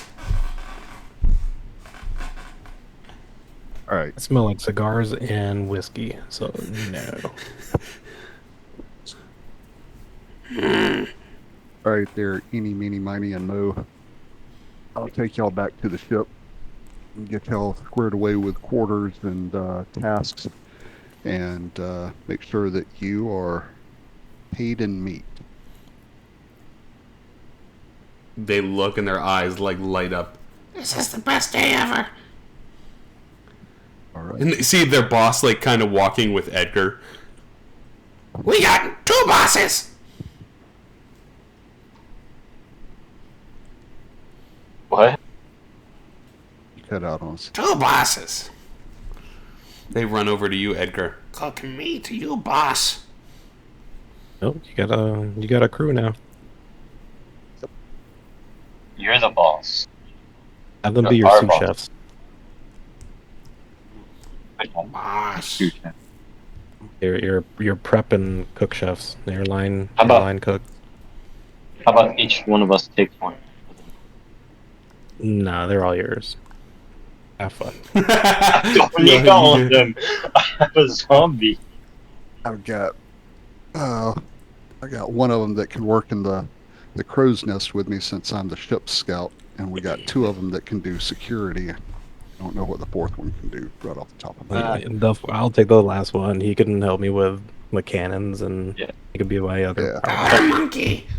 That'd be the artificer one Yeah. for sure. Yep. Sure. Which one is the spellcaster? Oh yeah, what is Grace Shot's role in the ship? Like, what is it called? Like, Powder monkey. Powder monkey. He's the powder like, monkey. yeah. Oh yeah, I forgot. Yeah. Quite literally. Guess I didn't write it down. Uh, Let me put that down. Miney is the sorcerer. And he has, he'll tell you his spells. Firebolt, Mage Hand, Mending, Poison Spray. And then he can cast Charm Person, Chromatic Orb, Expeditious Retreat, and Scorching Ray. God, he's so useful. It's I'm actually gonna- pretty good. I'm gonna lean There's Yeah, our you have an arcane arc. caster. Arcane Caster! He's the goat. His name is Miney. Yeah, he He's could the be like artificer. supervisor. Supervisor Miney. And He he, is the strongest one out of these 4, by the way. and he is the artificer. He's the sorcerer. Sorcerer. Is it Meanie? Meanie is the artificer. He's still like holding his stick that has the scorpion that's been half eaten on it. He's like poking at it. Miney is the sorcerer. He's like, what was the question? Miney is a sorcerer. Miney is the sorcerer. Eenie is just a basic kobold. So is fighter or He's just a kobold. Yeah. Okay. And what about Mo? Mo is a winged kobold. He's the only one that has wings. He's go the one that, he's Yeah. the one working with me. I could take Eenie as a student. I'm taking Meanie. Meanie. And then Meanie. Ellie. So Last Meanie, Miney is the sorcerer. Yeah, fine. Be I'll take mine. with- You'll take both of them, I'll Meanie and Miney, or I'll just take Eenie one. and Miney. I'll just take mine. I'm sorcery. Okay. And I think Grapeshot, as you're walking with Meanie, he's like, Let me show you something. Yeah. he pulls out a bag, like a brown bag. Don't open this ever. Got it. He shakes it up a little bit, like, and you just hear. Oh no. I'll be like, oh, that's so fucking cool. I'm gonna pull out of my bag a stick of dynamite and be like, oh, like this ever. Boom. No, I don't even have dynamite. I have a bomb. You have a bomb! Are we sure it's a good idea to give great Don't ever hide it. like, don't like this ever. And I'm gonna lean in closer and be like, listen, we kill a bunch of monsters, and we can let you eat all the meat. Meat. Now we're on the same page. I think you and I are gonna Meat. we're gonna get along just fine. Oh, okay. I have to introduce you to another friend of mine, though. Who's that? His name is Stinky. Where's Stinky? He reaches into his backpack and pulls out a cage that has a skunk in it. Skunk. Okay. You know, you are one useful and very resourceful kobold. I'll give you that meaning. And then we have one more surprise. What's that? He pulls out a basket out of his bag. These guys have so many legs. He peeks it open a little bit. You just see a basket full of centipedes in there. Oh my god. Ew. Fucking nasty. What are they there for? They're his weapons. He's a beastmaster. We'll get Kobold you, beastmaster. we'll get you acclimated on the ship, and then, you know, we might, you know, take you out to, for field training. You know, maybe do some combat exercises. I want to see you in action. Beastmaster Kobold with his friends. Hey, he's an artificer, but has like a bunch of centipedes and a pet skunk. To be fair, he's an inventor. He creates his own weapons. Okay.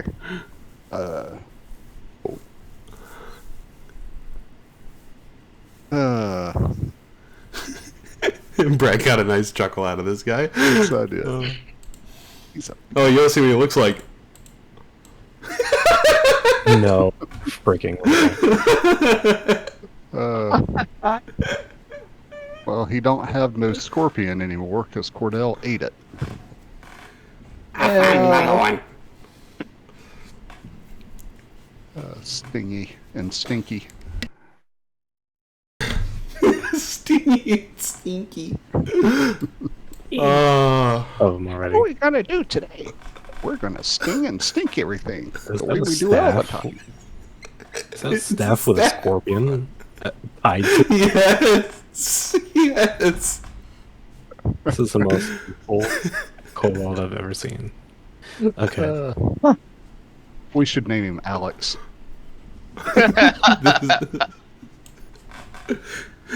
Meanie, nicknamed Alex. Yeah.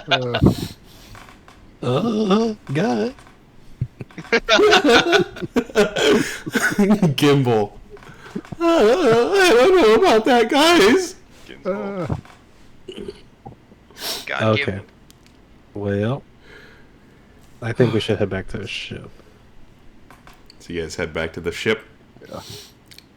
Acclimate your crew. You're showing them around, probably Cordell, trying to get the bearings and get everything underway, finding rooms and stuff. And you probably walk past the gift people that are there, and they're like, Oh, I didn't know we eat hippo.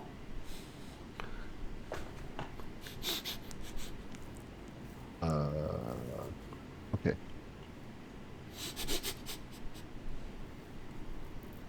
but apart from that, you guys just continue on with your day. If you guys wanted to get your items identified, Yep. you're more than welcome to head down to the shop to do that, or do whatever else you need. Yeah, we need to do that, and I need to go pick up my gun Pistola. from my pistola. Ah, you from didn't have. I Etheria. completely forgot you didn't have your gun with you. Let's also get the items that we looted identified. Yes. Yep.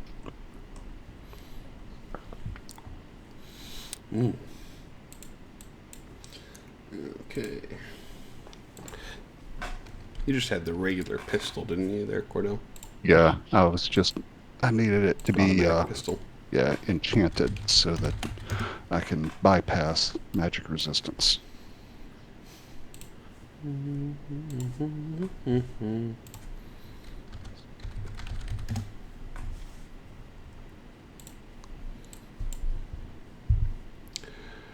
All right. So, you guys are going to make it way back to Najura's shop. Yep. With Nemerius. Affirmative. Nemerius.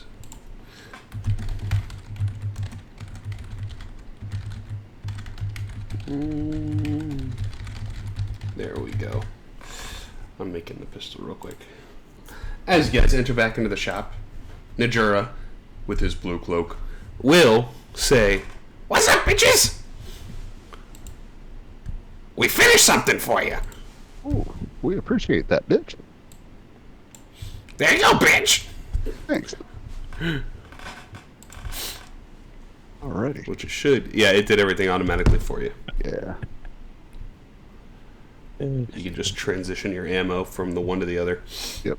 And In Nemerius, how much go. is the ammo? I remember I bought it in 10. I need to buy 20 pieces of ammo. that was in Gunter's store. Yeah.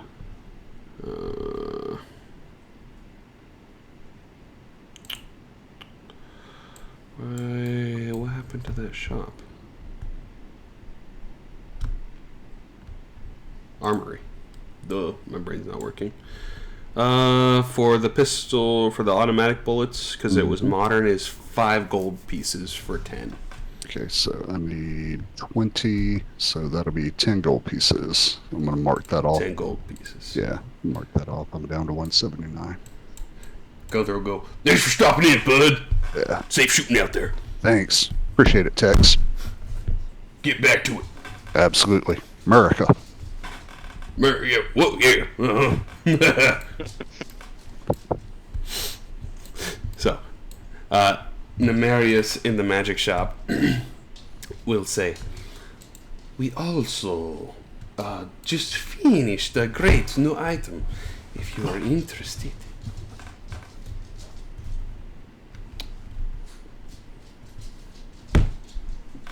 Yeah, what do you got? It is a crystal of identification. You can use it to cast Identify whenever you want as a ritual. Then he'll bamf. And he'll be across the room. Oh boy, what is this item? I don't know what it does. He'll bamf back over to where the crystal is. Well, let me see. I have this crystal you can use to identify. Oh my goodness, that sounds so amazing.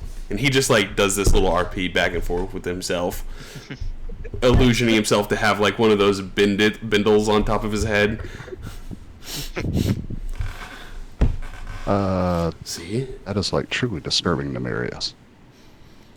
Nemerius is just showman. It's okay. Now you want item even more, don't you?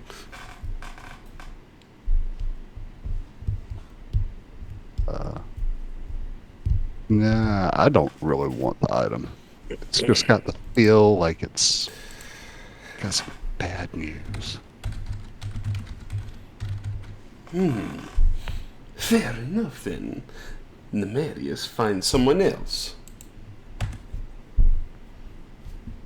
But the Crystal of Identification does let you cast Identify whenever you want, as a ritual. Yes, it does. Provided the user can cast a first level spell slot, or has a capability to use a first level slot. The small imp-like demon pops out that says, "What's up, toots?" Hey, Toots. What are you looking at, Toots? I don't get no respect. I don't You're use talking about Cousin Jim, yes? I'm like, use a lot how of much? spell slots. How much are you So- selling it for? $250 for identification crystal. Every identification is 25 gold piece by itself. Buy 10, get the rest free.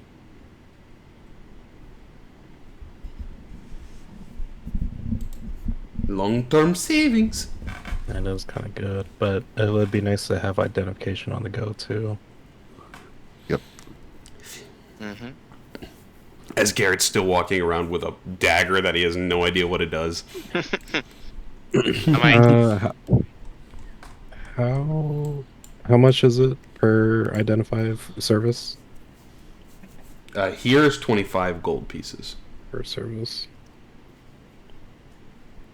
Yeah, we already have like what? 25. Which equals 250, and then after the 10th one is free. But I mean, we would have. You'd have the item with you. Yeah. I'd rather have the item. Which Edgar, I think Edgar, Grape Shot, I think you two are the only two that can use it. And Miney. I'll buy it. To buy it? How much money you got? 228 gold plus another 30 free platinum. So I do have. Nice. He got the money.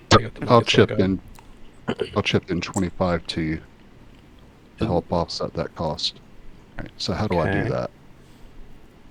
Just take 25 out of your inventory there, Cordell. Okay. And I'll just, if you subtract it, I'll just drag it off the list for you onto your sheet there. All right. I Grape just Shot. yeah. I just subtracted it up off of mine. So 225 Grape Shot, and then this will be all yours. So 225. So I'm left with 3 gold. Nice. Boom, and you have a crystal of identification. Yeah, buddy. I don't use a lot of first level spell slots anyway, so this is good.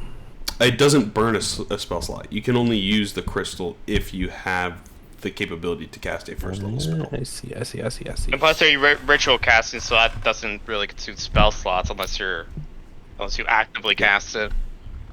Which the crystal ball doesn't let you use a slot to cast it. It's only ritual.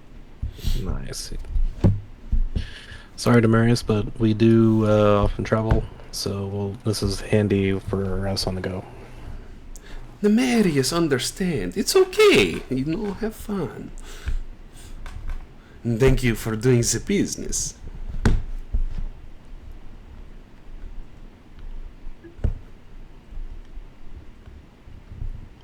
Najura's like, So you gonna use that thing, bitches? Yeah, you know what? Hand me the ring, I'll identify it now. I'll put it to use. the ring. Okay. Is a ring of jumping. Requires attunement. While wearing the ring, you can cast jump from it as a bonus action at will, targeting only yourself.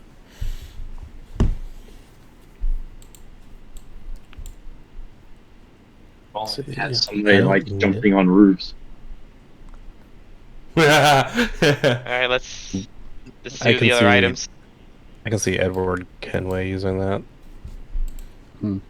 Or Garrett. Or Garrett. Or the midget. I mean, the halfling. Alright, so Alright. what else we got here? That's the cloak. Is it magical? The cloak is magical. Okay, let's spend another Is it 10 minutes. 10 minutes.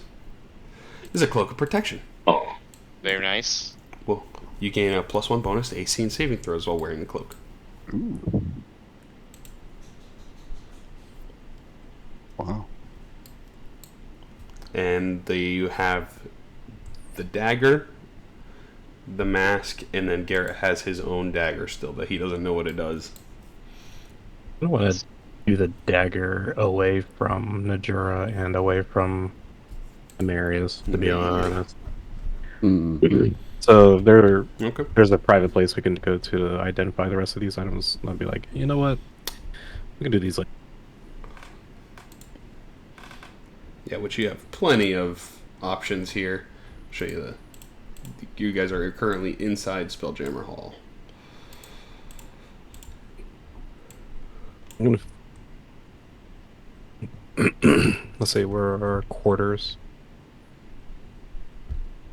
You guys are on. I'm trying to remember the floor. Because the bathroom. Ooh, the fighting ground. We could put the kobolds at the like a trial fight test, kobold fight club, if you will. I like it. Versus. Yeah. Meanie versus Miney. Fight. Um, I think their workshop would be on the. Technically, it'd be the second floor because the ground floor. The way that this worked, it was the first floor was actually the ground the floor. other one was underground. Yeah, it's Oh, weird. I see. Okay. We'll say that you guys are on the first floor, which is in the bottom left is the magic shop in the Jura. Okay. Actually, no, that makes more sense. You guys would be in the laboratory, which is 3 on the ground floor, on the far right side in the tower. That'd make more sense. Instead of just meeting room. There we go. Yeah, I mean, we can even go to like the bedrooms on the first floor. Alrighty, that's up to you. Yeah, Or away the from meeting everybody. rooms. Or the meeting room, that's Whatever fine. you wants to do. The lounge area number 2. Lounge area number 2. Yeah, that seems Right outside Commander Buzzkirk's office. Yeah, it seems like a nice little area. It is. I don't know if what's her face is hanging around in that Retainer aura.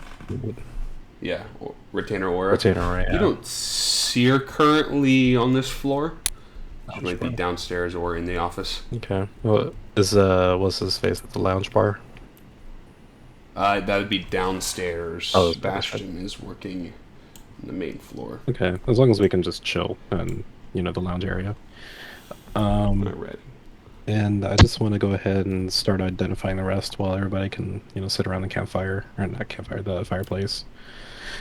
And I'm going to identify the rest of the items. Okay, starting with The mask. the comedy tragedy mask. While wearing while attuned to the mask, you can cast Tasha's hideous laughter a number of times equal to your proficiency bonus, and the charges reset after a long rest, which he was able to do that as a bonus action. So, but it lets you use that spell. Nice. Ring of jumping. And then we have the ring, cloak, the mask. Yosef's daggers next. That's the last item, right? And then Garrett's dagger. Yeah, let's do Yosef's dagger first. Yeah, originally, Private Jacobson's dagger is the vicious dagger. When you roll a 20 on your attack roll, it deals an extra 7 damage. Does not require attunement. And that's for when you roguey boys. And now I'm like, ooh, that's cool. Maybe we can figure out what this is, and I show my dagger. Oh, okay. And we're gonna spend like an hour here just identifying everything. That's fine. It's fine. Yeah, we're still around the campfire, eating some s'mores. As you cast Identify on this item here, it is from the Miniverse, is where this dagger was from. You immediately, this is Grape Shot cast an Identify spell. You feel the sense of dread, and you feel this lingering will that comes from Garrett's dagger here. You know who enchanted this dagger. Oh. Headset died at the peak moment.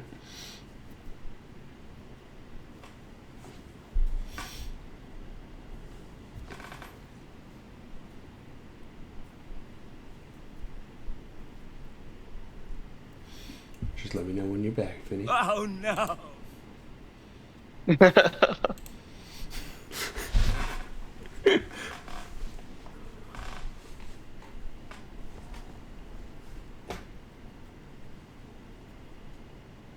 Nope. Oh, he's back. So You feel this immense dread as you identify this dagger from Gary, because this is the one from the Miniverse. This dagger was enchanted by, which the identification reveals to you, from Veraloxus himself. The one that was becoming the Lich. So, as you cast Identify, you just feel this dark energy kind of like grip you for a moment. I need you to make a Constitution saving throw. Oh no.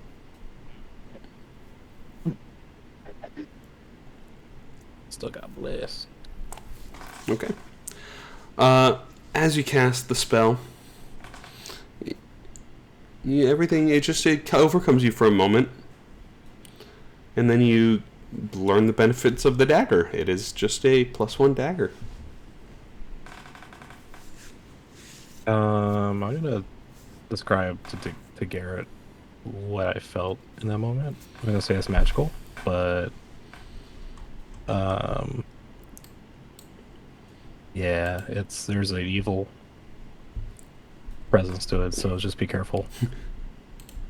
Evil. Evil. And then last but not least, I'm gonna do Jacob's dagger. Jacob's ladder. That was Jacobson's dagger. Was the Yosef's? That's what he stole it. Okay. He stole it from. Okay. So it was Joseph. Why did he kill him over just the family heirloom? I don't get it. Because he's a jerk. Those bad jokes. Yeah, I agree. There had to be some reason he did that. Maybe we just haven't figured out what the value of that dagger is. Perhaps.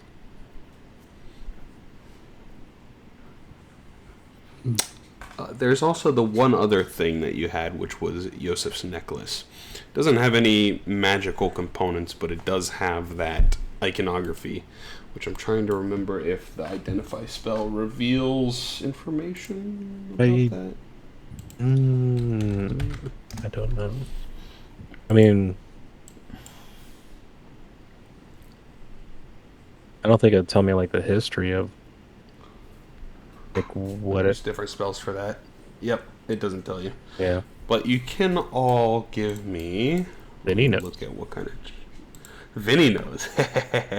Let's go with a history check from everyone.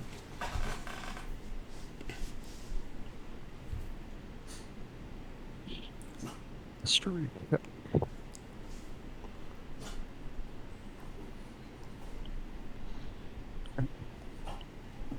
Oh, when it goes from a 20 to a 2.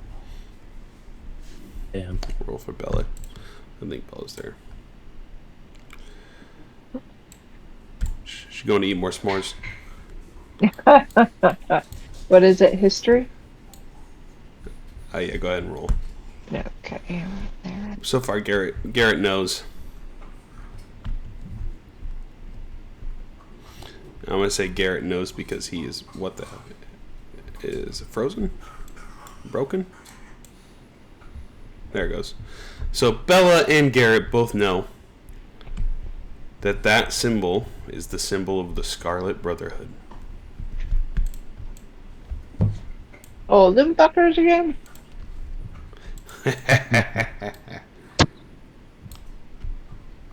As Vinny knew. Does anyone have an idea of who Wave Chaser is now? As we're going to start to wrap things up here in a second, I think. No, Daniel knows. I don't remember. I don't remember. It does sound familiar. Wave Crasher. Oh yeah.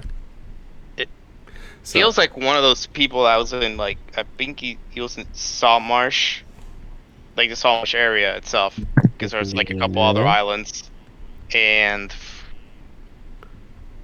I don't think he was in the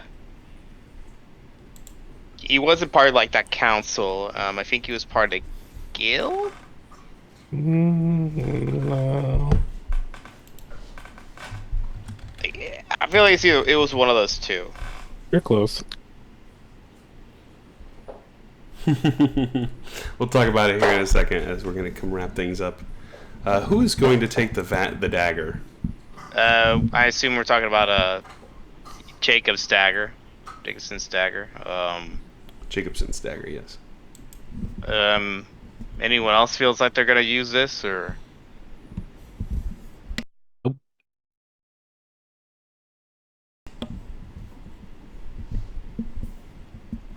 Where's that first? I was gonna say either you or Edward. I think Edward would use it. No. Yeah, I say get it to Edward. Because I have the other dagger, I probably won't use it unless there's like a big reason to. Oh, I give it to you on accident. My bad. I'll transfer it. As you guys are handling over the dagger, you do hear the whispers of Private Jacobson. Best of luck, guys, in your adventures. Watching over us. And as you're holding the dagger, you see his ghostly figure floating in front of you.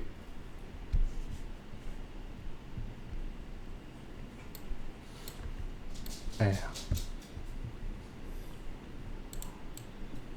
Watch over us. Yeah, that was a crazy fight. I saw everything. Hey, how are you? How are you still here? Move on. I don't know. The same thing happened to my pappy. I see him every time I was walking around with the dagger too. Oh no! All right.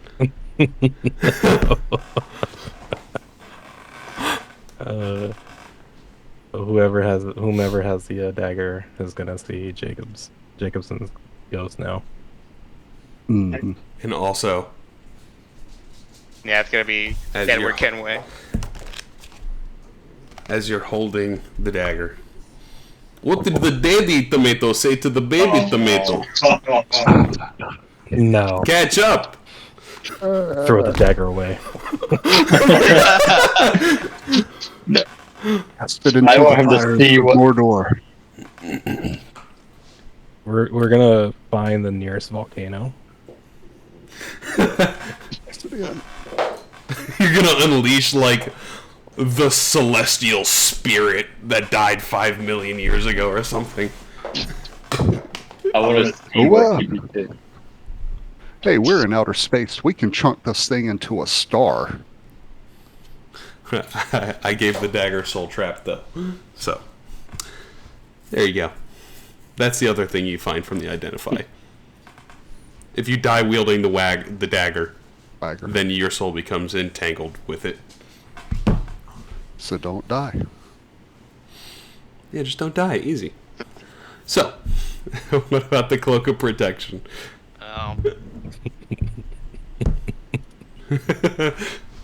Who doesn't have an item?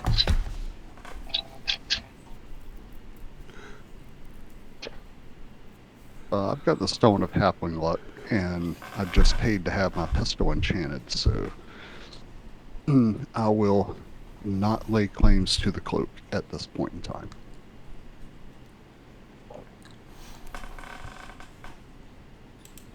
I think it'd be good for the monk, to be honest. Might Cloak be of protection? very good for a monk. Yeah, I was thinking the same thing. Especially because you're always in the in the middle of combat. And Ring of jumping for Garrett or Edward or Whomstava. what about Grave Shot? Is there anything you want?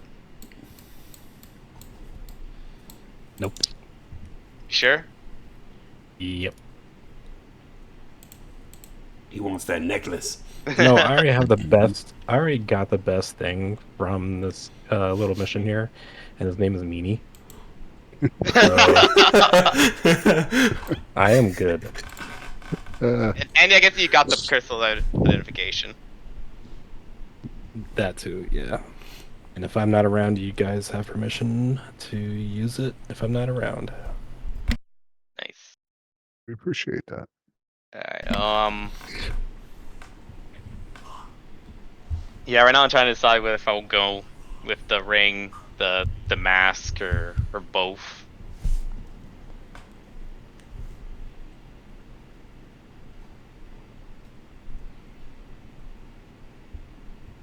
It's up to you guys. You take the ring, I'll take the mask.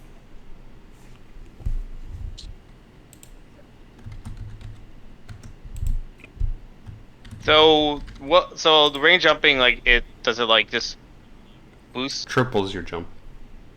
Hmm. Yeah, and I do feel like I'm slower than Edward Kenway because he's a human, so he moves a little faster than I do. Your little legs. So I feel like if I do take the ring, then it'll give a nice boost to my movement. You can long jump 24 feet. Yep. Mm-hmm. If that, That's almost, yeah, I'll take the ring and jumping. almost Edgar normal gets the ring. comedy You tragedy. want the comedy mask? Sure. And that leaves the necklace. I feel like it would be a cool item for Garrett though, but I think the ring of jumping will be like used more often. What's the necklace? It actually is. It's the Scarlet Brotherhood necklace. Toxicity Slaps is a great spell.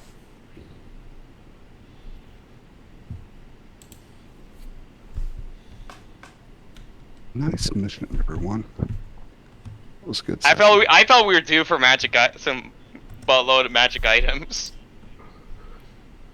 You know, you're level 5 now. Mm-hmm. And as you guys divvy out the loot, you see the spirits of your past friend. You're haunted by shitty jokes, dad jokes the whole night. You have...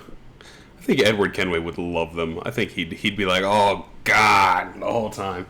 But that's where we're going to end tonight's session. Thanks, everybody. Yeah, thank you.